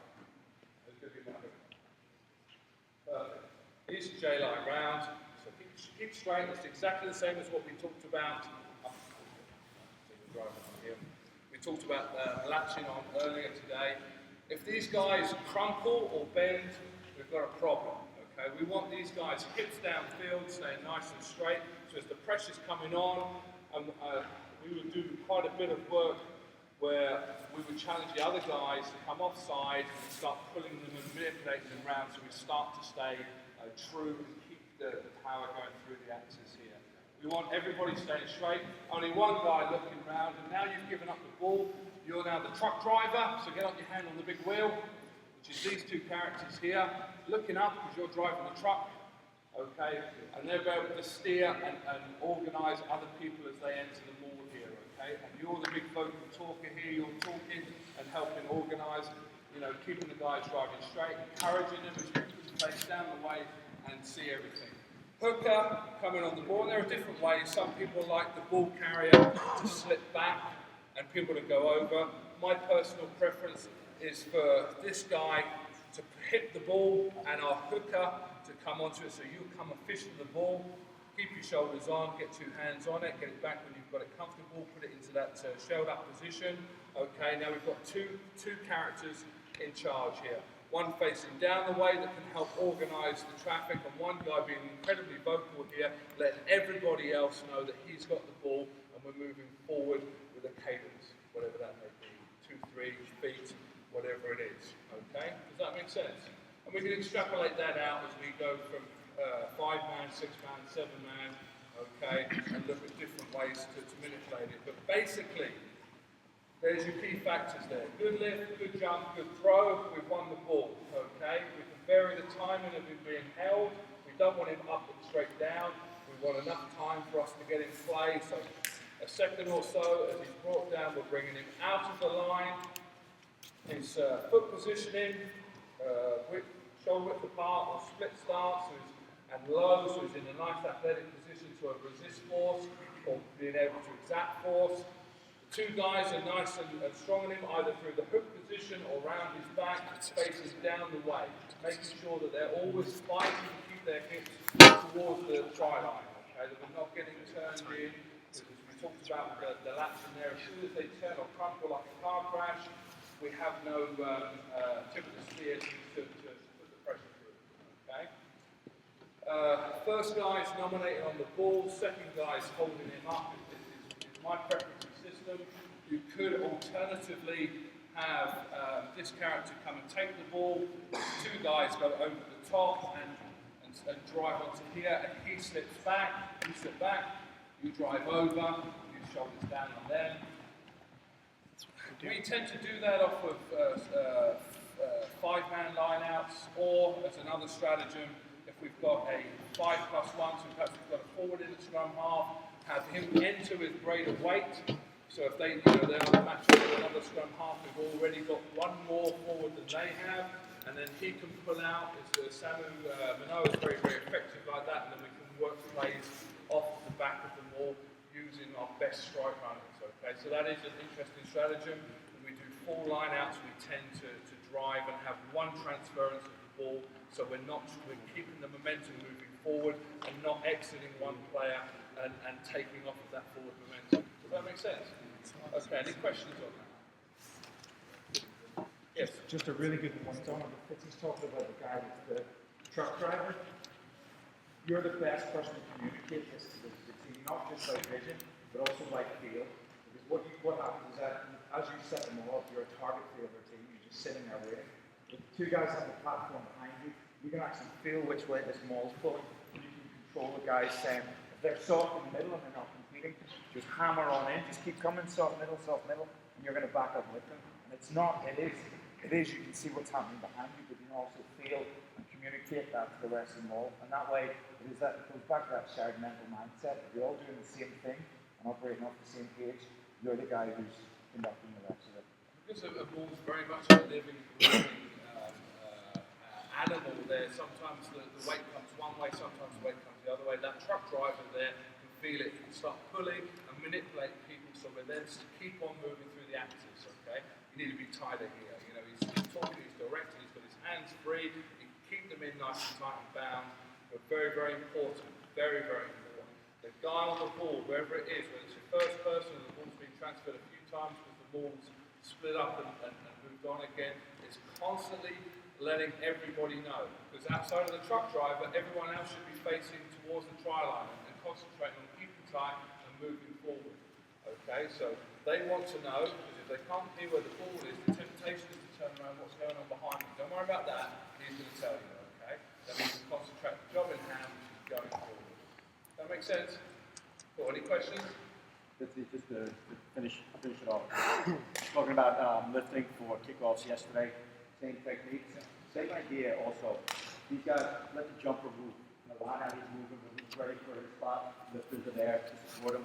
Same thing when working on kickoffs. Throw balls up, let the jumper get under it, balls are under him. As soon as he starts it, to support him. Same exact concept. All right, what we're going to do, fellas, is we were supposed to have field mapping, a little tough in the gym.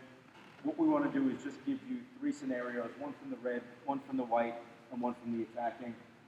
Just something for you to think about. If you want to use it, great. If you have a question, great, we can do it there. But you know, it's been a long couple of days, but we'll give you a couple of ideas for each zone. First one, for the Southern guys, I just need all of you. We can work from 3 set pieces. First one in the red zone. So this is the exit zone. We want it quickly and efficiently. So if we have a scrum, this is just a very simple scrum. Like, give me 8 guys in scrum. I'll do it.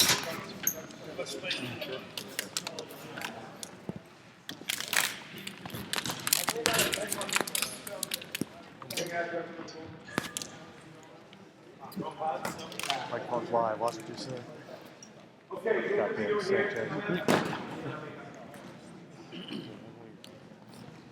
Okay, so exiting the zone. The real important thing of red zone exits is that you're super organized. So this is something you have to dedicate time, like kickoffs, like special teams. You have to dedicate time so everyone knows exactly what we want to do, what your roles are. So for here, if we're thinking you want to exit by way of a kick and get you around the 40, all right, put it in the scrum, we get to the 8-man foot. Okay, simple, but we want to keep it in 2 hands if possible. So, let me have my inside center. It's going to get up in the forefront, be pretty close. High efficiency pass. Our scrum after the base is going to hit our 12. Okay? Bang. He's going to get upfield. Be real careful not to lose that ball. 7, 8, 13. Tackle. 7, 8, 13. Bang, stop there. So we've secured the ball as Greg was talking. We have the right numbers with their responsibility of securing that ball. We don't want to turn over here, of all places. Our wing stays out as a chaser, that's Neil. Okay? We have our fullback, we have our wing. Let's get a picture around the corner. There is my 10. That's the short guy, that's fine. Okay, so the 10's in the pocket. Let's go ahead and kick from the 10. All right, kick from around the corner. All right, we're going to be locked right here. Give me a lock right here. We need to stop people from charging this kick. Okay? So we're blocking. We're not going like this. This way. Okay? Just don't pull this as long as you don't do that stupid. You guys are going to spread out. I can get one more guy around the corner. Okay, you guys just spread out here. Be right on the line. The guy who's going to put us on sides is our wing. So you guys, all right, what do you not do? You don't even move forward until that ring is past the box. And tell the referee, we're good, no move, no move. As soon as he runs by and tells you he's good. Okay? We've given the 10 a good angle to kick. He's aiming for between the 40 and 50. Bang. He's putting it to the stance. All right. There's an exit strategy with an angle, organization. Some people say, well, why do you send it back 10 yards, you know, just to kick it? Why don't you give it to 9? Well, sometimes 9 can kick. But if you have a 10, especially a good kicking 10, you can punt it 50 meters where a scrum half might not be able to get that distance. All right? The key to the red zone is organization. We responsibility, and effective outcome. Okay, question? Why do you run that first play instead of taking it and get possession? It's a good question. Sometimes we do. Okay, sometimes from the set piece, we'll get it right back and we'll kick it out. Okay? The reason we did it here is to demonstrate at the angle. Here we were right on the sideline, tough kicking angle. So if we get an angle, we might spread it a little bit. Okay? Sometimes right off the base. Just on the front, does anyone want to suggest what may help us be more efficient, what we can do as a pack? Right shoulder, 100%. Okay? So we've got Liam here, our ultra running soon, breakdown specialist, and that way.